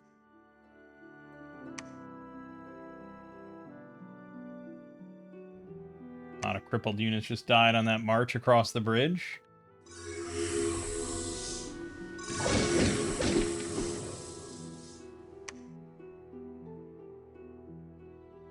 Yeah, 12 attack, 23 damage on the bite before Blood Surge kicks in.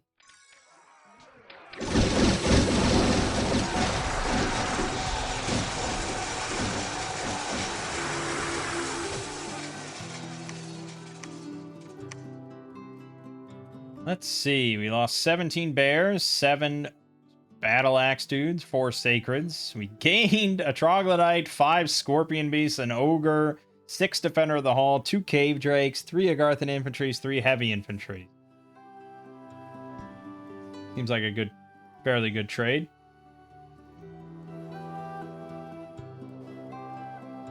I don't want to say that we could just go on and win or anything, but that was pretty promising. We're going to patrol here. I'll put up PD. And we need to make a wooden fort here, and you need to make a lab here. Oh, we converted the temple? Is that also something we do? That's pretty good. And this is our new home.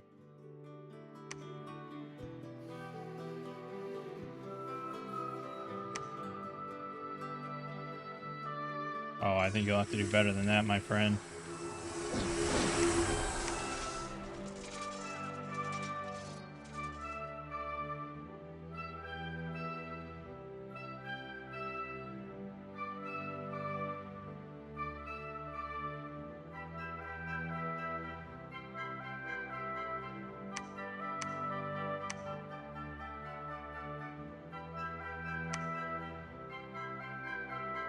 Yeah, there'll be a big battle here, but I think we can handle it. What are we waiting for exactly? Also, that's really scary. Will of the Fates is always something pretty nice, and we do have large amounts of astral. But, I mean, yeah, we have large amounts of basically everything. Like, if I want to throw an Earth guy as master, he could just cast that. But honestly, I probably should just have our Pretender be involved and cast Army of Mists. And then I think we pretty much stomp. It's a ways off, of course, but it's probably better than him going solo and trying to take over the water. I think we can rule that out. I think we're going for his cap. We're going to sit here and try and heal all our diseases.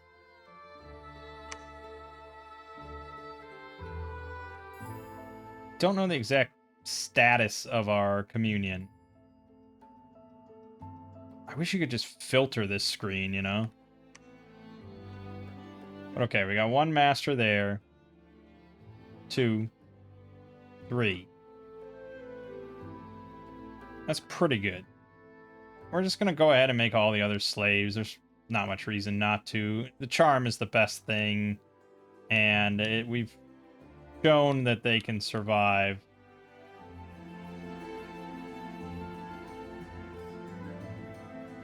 Because it's a 0 fatigue spell, which is pretty insane.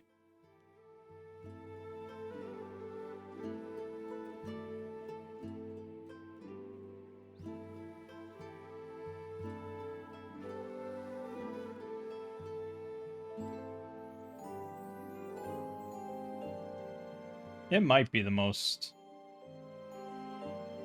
slaves I've ever had. It's a lot. I don't know. I don't know how many it is, but it's a lot.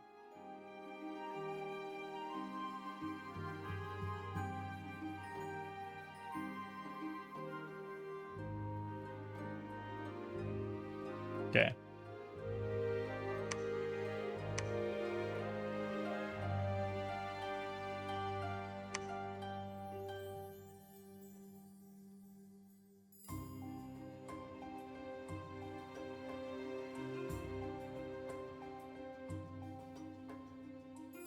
Alright.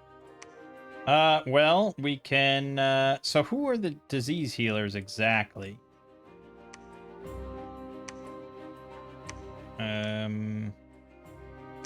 You are disease healer 2. Okay. Just make me those here, and we'll make these here.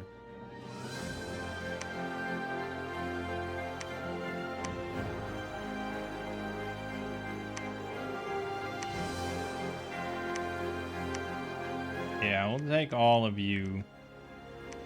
We have way too many diseases.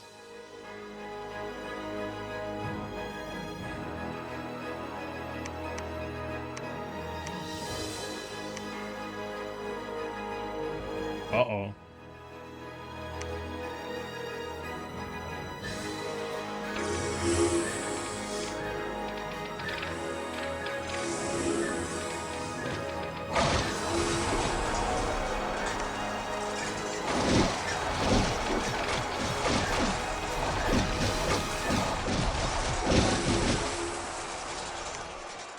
Magic boost 5. 59 fucking slaves. I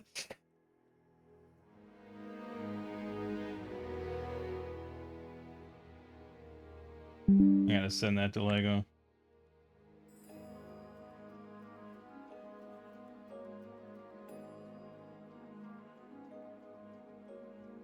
Okay, so yeah, we're getting boosted by 5.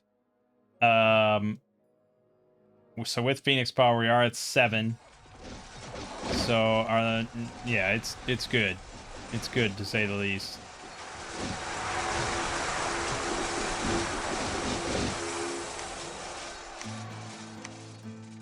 He just lost 488. I lost technically 2. I did lose 12 of the Battle Axe, 17 of the Bears, and 1 Sacred. But I gained... well, I gained like 28 things. Including a Shard Guard. A rare Pokemon catch.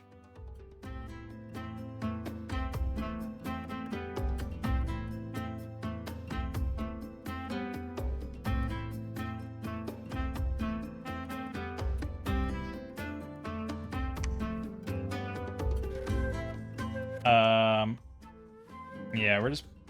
I mean... With that many, and none of them are at risk, I may as well just throw every single one I have of fire into it.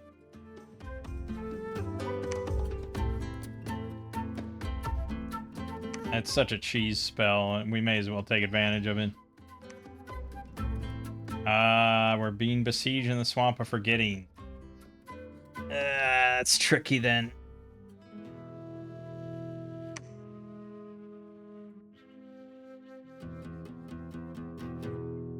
Oh, we do have Tight Rain on stuff.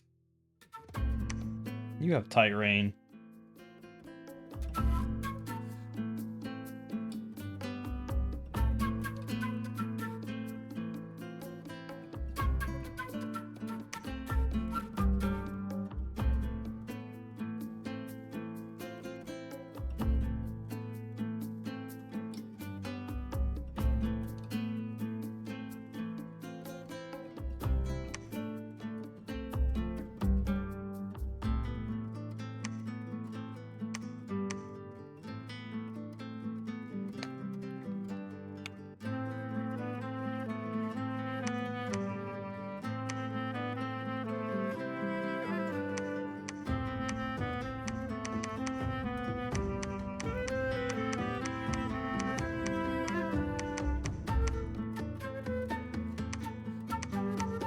Alright, Swamp of Forgetting.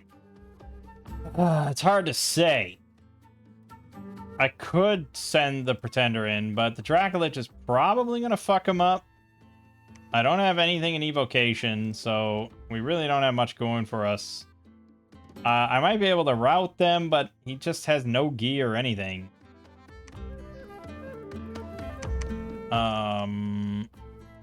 That might last one more turn. I can't make it there with the army.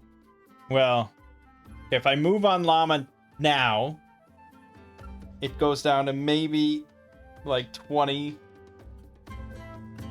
Swamp of Forgetting goes down to maybe 20 fortification. Then we move to the swamp.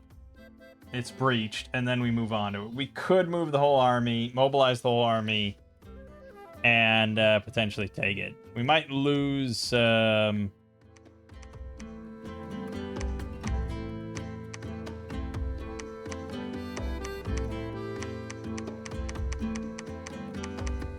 we might lose Epernia. Hard to say. But I think this army might just be untouchable. So I can throw more PD on here just to, like, discourage him from going after it, but... I don't know, this is a pretty nuts army now.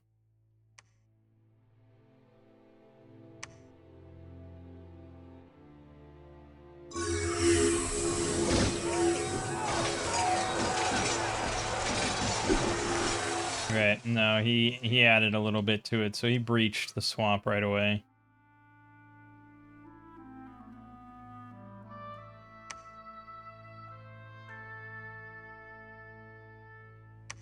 So fuck it, I'll take this castle.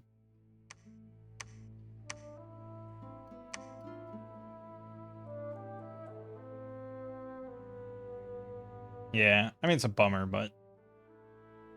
I mean, he's got his Dracolich flying around. It's a really annoying Pretender.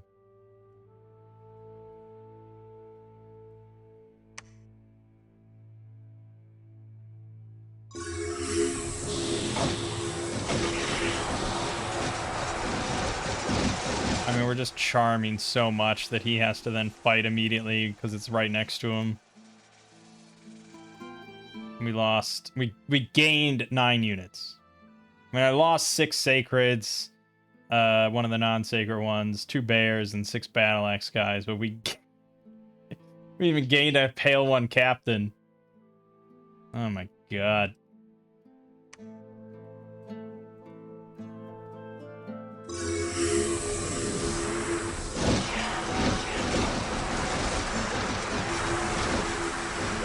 I mean, Grip of Winter might not be the best way to go, because we're incorporating all these non-cold resist dudes into our army. I don't know. Alright, yeah, so we obviously captured the fort. So it's a matter of holding. I'm gonna leave all this shit here. It's because I want to hold stuff.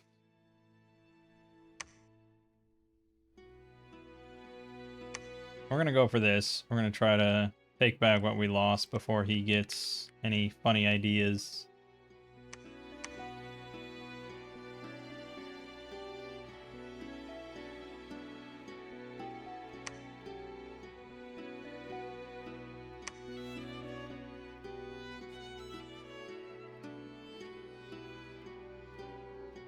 Okay.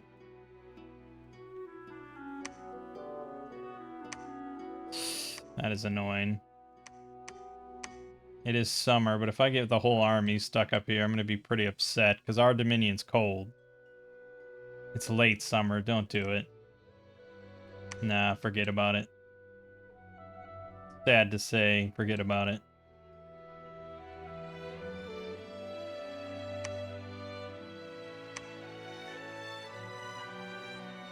Well, that was a bummer.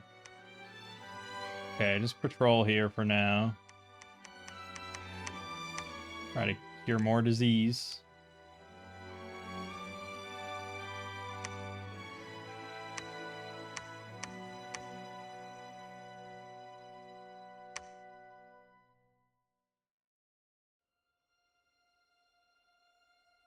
The fact that we convert his temples is pretty strong, I'll be honest.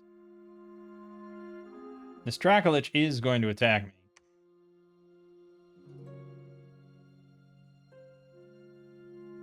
It's going to hit me with something.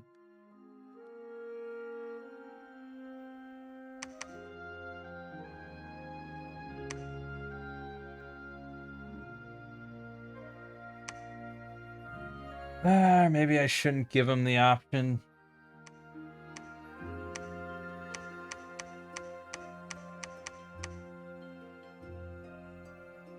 Alright. Oh, Grip of Winter. Yeah.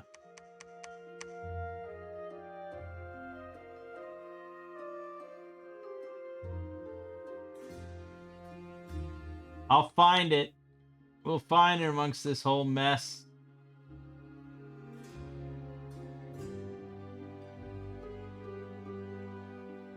There you go.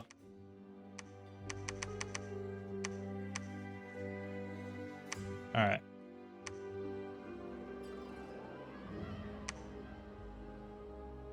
We gained another 9 total. Dracolich got routed.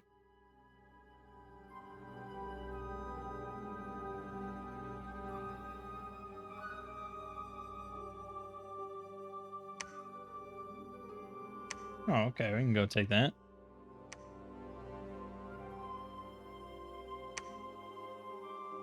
Gain another Pale One Captain.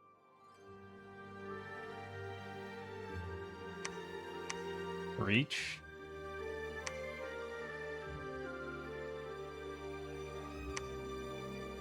We were besieged in Llama, and he already breached it.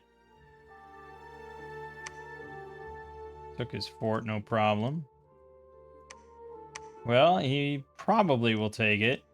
I have to go all the way back through the fucking Well of Pestilence.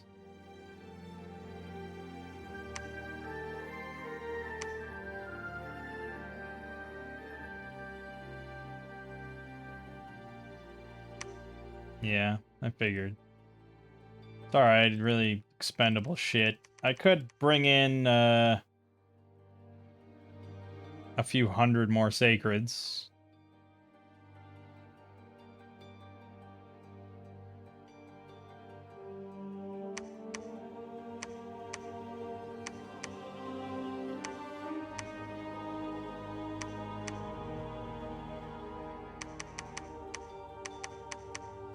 We could also make our communion count really fucking ridiculous.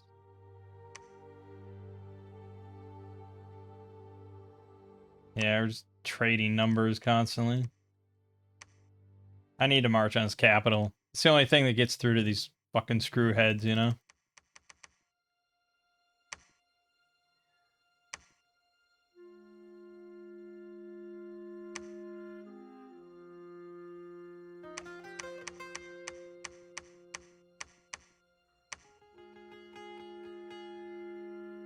Hey, look at this. Whoop. Don't mind if I do get more charm. Oh, also we got Alteration 8 now. So the big boy Pretender. Do this.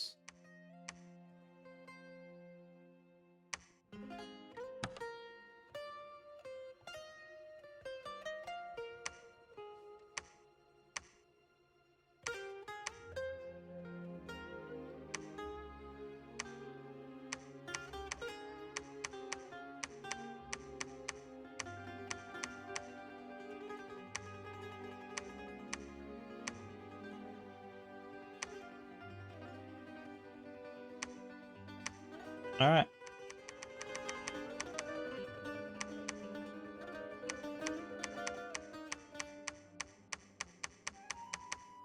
Oh yeah, it's something.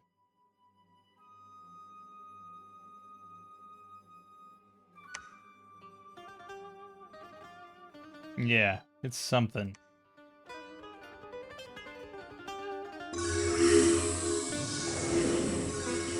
Army of Mist.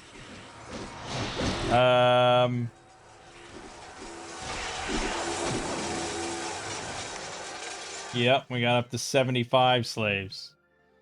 Magic boost 6. That's nuts, man. Taking a 1 fire mage up to a total of 8. Jesus.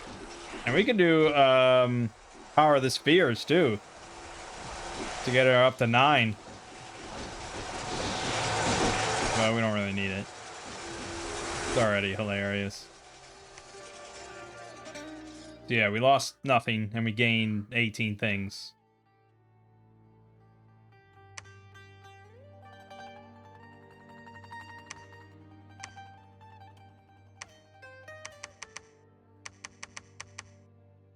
My militia's not that great, so it's hard to say how much I'm actually going to hold, but eventually we can just wipe him out. Like, if he can't take anything from my army, we will eventually win.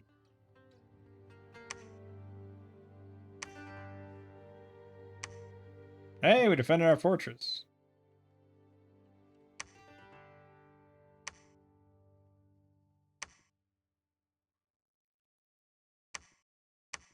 This will be a nice big battle we'll watch. Couple big battles we'll watch.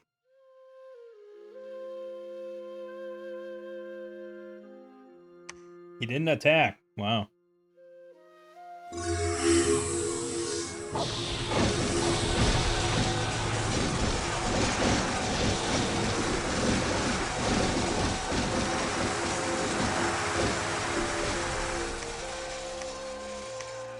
Well, I just took his capital.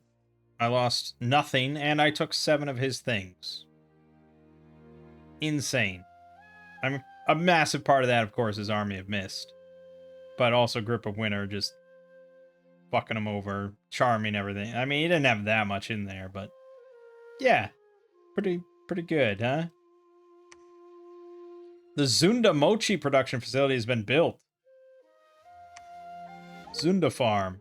1 nature gem, growth by 2, income plus 20, 60 supply points, pop growth plus 0.5%. Nice. We also got one of those here, and here, and here, and here, and here. Wow. Nice. Alright, come and get me, bro. I'll give you a nice, juicy target.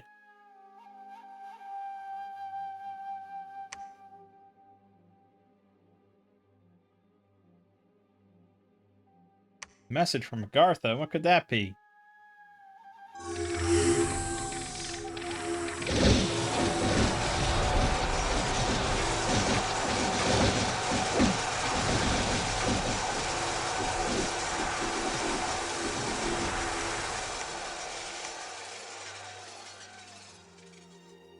Well, I lost a battle axe bro, a bear, and a sacred, but I gained 18 things total. Well, I gained 21 things. Yeah, he lost 548, including his pretender. That seems like a pretty definitive, you're done. I'm not gonna go around, convert all his temples. And, yeah, I think he'll be done now.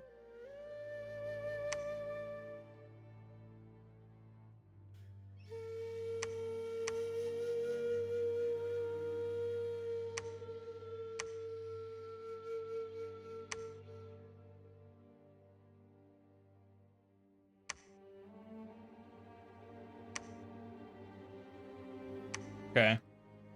Yeah, you can besiege your capital forever with your Dracolich. I don't care. Keeps him busy. I know where he is now.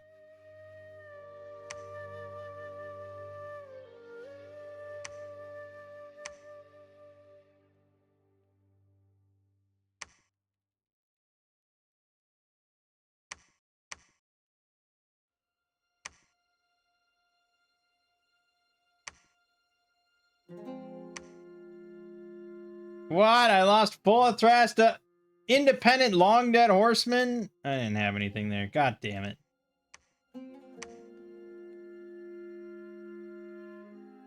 It's alright, I got a lot of temples over on this side.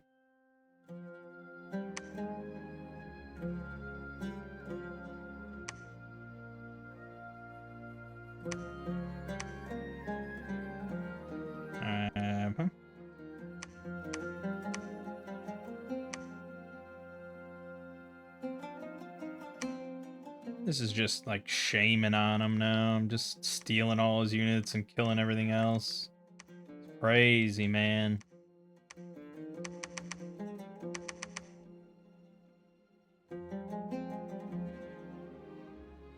Oh, wait a minute. Walls are damaged. Oh, yeah. You will get in there. Alright, go fuck yourself.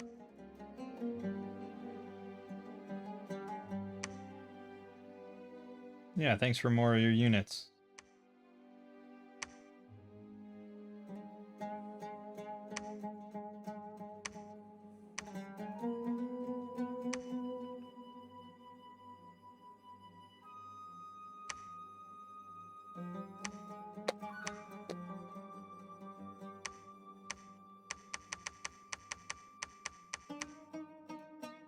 This is a doom stack, man.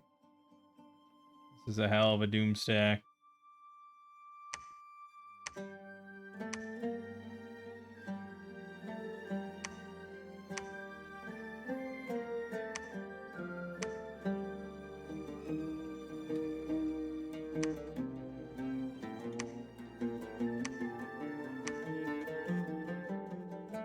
Yep.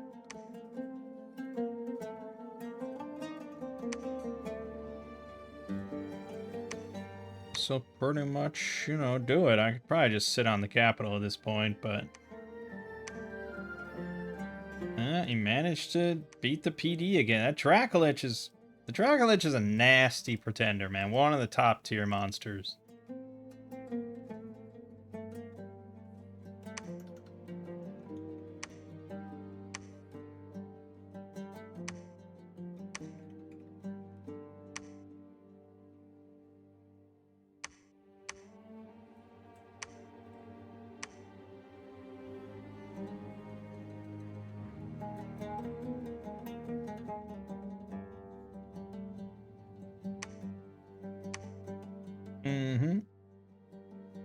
I think it's fair to say that we've figured out this nation. It's always very satisfying. That's why I play Dominions.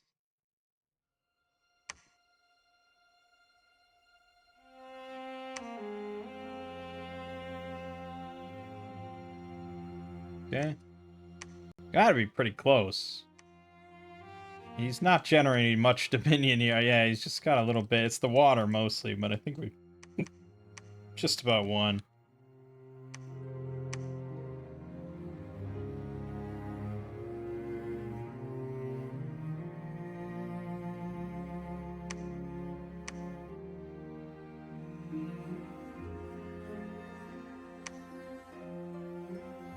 Five units.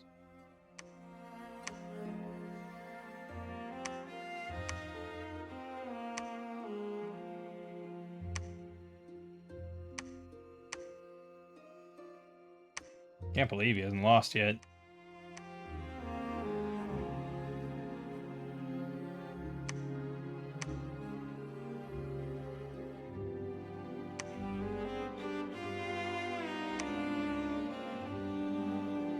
Severely damaged, blah, blah, blah, blah, blah, blah. Okay, storm. Oh, you destroyed my lab here. That's really annoying. I'm just gonna sick all of you on there and I'm just gonna see what happens. No scripting, right in the middle of the map, just let's see. Okay, we won, so it doesn't matter. Let's watch this. There's a sea of level 1 astral mages. Do you think they'll organize properly? No, they didn't. Okay, but they probably did the ratio right. I assume. 40 slaves, boosting 5. That's about correct.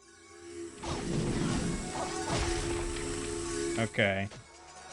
Yep, I mean, so we get the charm in there. At least one fire was made a master.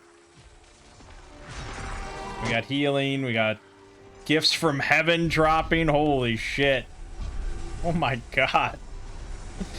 No scripting, baby. Amazing. Incredible performance. That was all worth it. just for that. 59 little mage chicks getting together and conversing. And they managed to recruit to their side an Earth Reader, 3 shrubs, and a small shrub. Awesome. Alright, and then the actual last battle in Pulmania. The fucking Doomstack that only gets bigger instead of smaller. Incredible.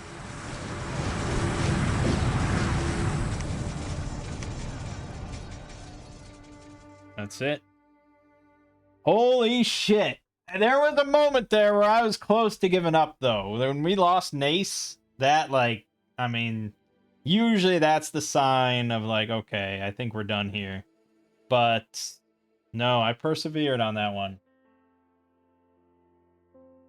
And, I mean, that's a perfect lesson. Like, mages are there to be used. Yeah, they're there to research for a bit. But when shit gets real, mages have to get on the field. And that was the perfect example. If I hadn't taken, like, every mage off and committed to that plan, I would have lost the game. 100%. Now, granted, in this case, that spell was just kind of obscene. But you saw there, I mean, that was just 59 little shitty mages in a communion with no scripting. But they were dropping gifts from heaven, they were dropping buffs, they were dropping heals, they were dropping the charm thing. I mean, there was loads of potential. Had I actually organized that and scripted and everything, yeah, I mean, no problem. Or given out gems. I mean, you could have taken just, like, ignoring the charm spell and its OP shit. You could have just given the fire ones gems and had them just all cast living fire. Like, twice. You know? I mean, with them at, like, 8 fire. Yeah, with them at 8 fire, that's going to summon 8 fire elementals each. And it's only going to cost them, like, half, third, fourth, fifth, 1/5. So 40 fatigue. But then that's spread out amongst everybody. So they could easily cast that like 3-4 times if you gave them enough gems. I mean, that's a tough thing to do on the regular, but if you need to win a fucking fight, like, there you go. That alone, you know, is, but obviously you're usually not going to just have mages, but in the grand scheme of things, this pack of mages is nuts. Like, buff-wise. Easily you get Army of Mist, Marble Army, and Will of the Fates, which is enough in single player to basically win any battle, more or less. Assuming you have a decent amount of troops, like not just like 50 of them. Assuming you have just like a couple hundred, few hundred troops. Even if they're not that good, Marble Army, Will of Fates, Army of Mist is going to just obliterate a crazy amount. And then that's not even going into like the actual offensive potential they'll have. Gifts from Heaven and you know, Falling Frost and the big astral shit and so on and so forth. So, yeah, I mean, this is a rare nation, though. You're not really going to find mages like this too often. 1 recruitment point mages are really, really rare. Kind of for that reason, because communions can get really ridiculous. And you wouldn't really want a mage with 1 recruitment point that didn't have astral or like some form of entering a communion. Because if this was just like, if it was just like this mage, and this was 100%, so they had fire, air, water, earth, or nature, and that was it, no communion, that's a really shit mage. Even if you have 100 of them, it's really hard to make that work. The only thing that's like okay is like maybe water for Frozen Heart or something. But anything else in that, just there's not much at 1. Dominion's Enhanced is better if you're playing with that, but anyways. So as for the roster itself, I mean, it's pretty good. There were multiple avenues we could have taken here. Obviously, the Sacreds are really solid. Having Stygian Flesh, like, Stygian Flesh plus. You know, it's 12 in Vuln for free, alongside +2 Strength for free, plus 15 cold resist, plus 5 shock resist, plus Unsurroundable. Like, you're getting a lot of free bless there. You do cost 2 holy points to recruit, but I think it had the thing. It must, yeah, where you get your sacred recruitment limit increases by 1 for every temple. That's not mentioned in the description, or at least if it was definitely sort of English.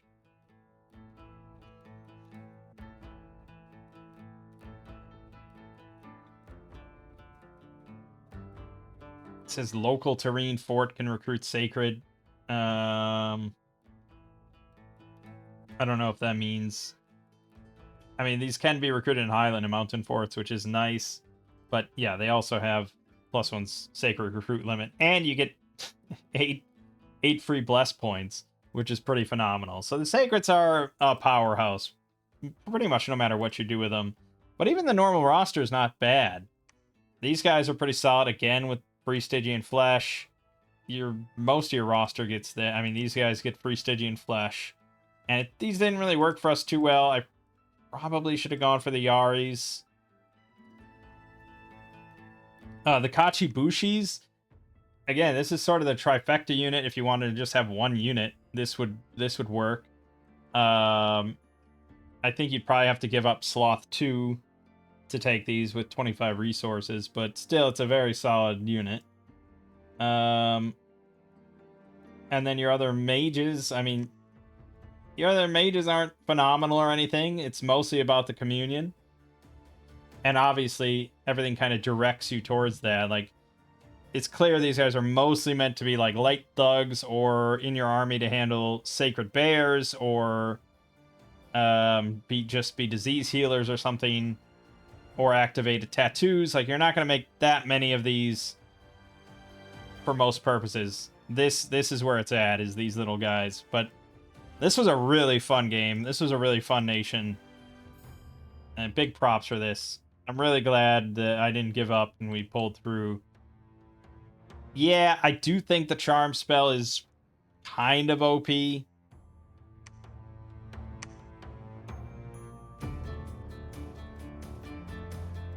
But again, like, those mages in the communion were pretty fragile. Right? Like, I had them all bunched up. In an actual multiplayer game, they would be pretty vulnerable to just getting destroyed by a lot of different things. And this is MR negates easily, so anti-magic on your own army will prevent a lot of charm effects from popping off. So I don't know if it's OP. It's hard to say. I don't know if I can't comment on multiplayer, I guess. In single player, yeah, it's fairly OP depending on the nation you're fighting. The other signs that you get, the Earthline sign, we didn't even use this because he didn't really have that much undead or demons, but yeah, if we had gone up against M.A. Ermor, I mean, my god, I wouldn't even need a communion either. It just would be game over. It would have been the most cheesy thing we've ever done. I'm tempted to just play and just fight M.A. Ermor and just see this thing in action.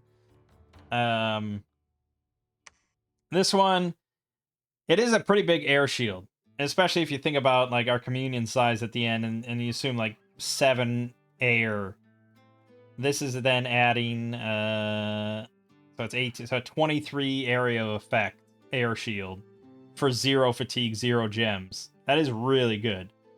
And definitely had the enemy had archers, it would have been a pretty important part. If only just to protect my own dudes, like my own communion. The waterline sign, I don't know. I'm still not exactly clear on what it does. I assume, I don't know. It wasn't really necessary. Because our communion was just so big and the fatigue wasn't really a problem. And then the woodline one just increases your nature, I guess, which is pretty good. But the whole appeal of the signs was that they're 0 fatigue, so it's really easy on the communion, because communion is kind of jumbled, and most of the slaves don't have the paths that the masters have. But yeah, that was a fun game. That was a fun nation. High marks. I'm glad I added it to the list. And see, they're still adding new, wild, interesting nations to Dominion 6. Good stuff. My name is Mangg. This has been Dominion 6. I'll see you fine folks next time.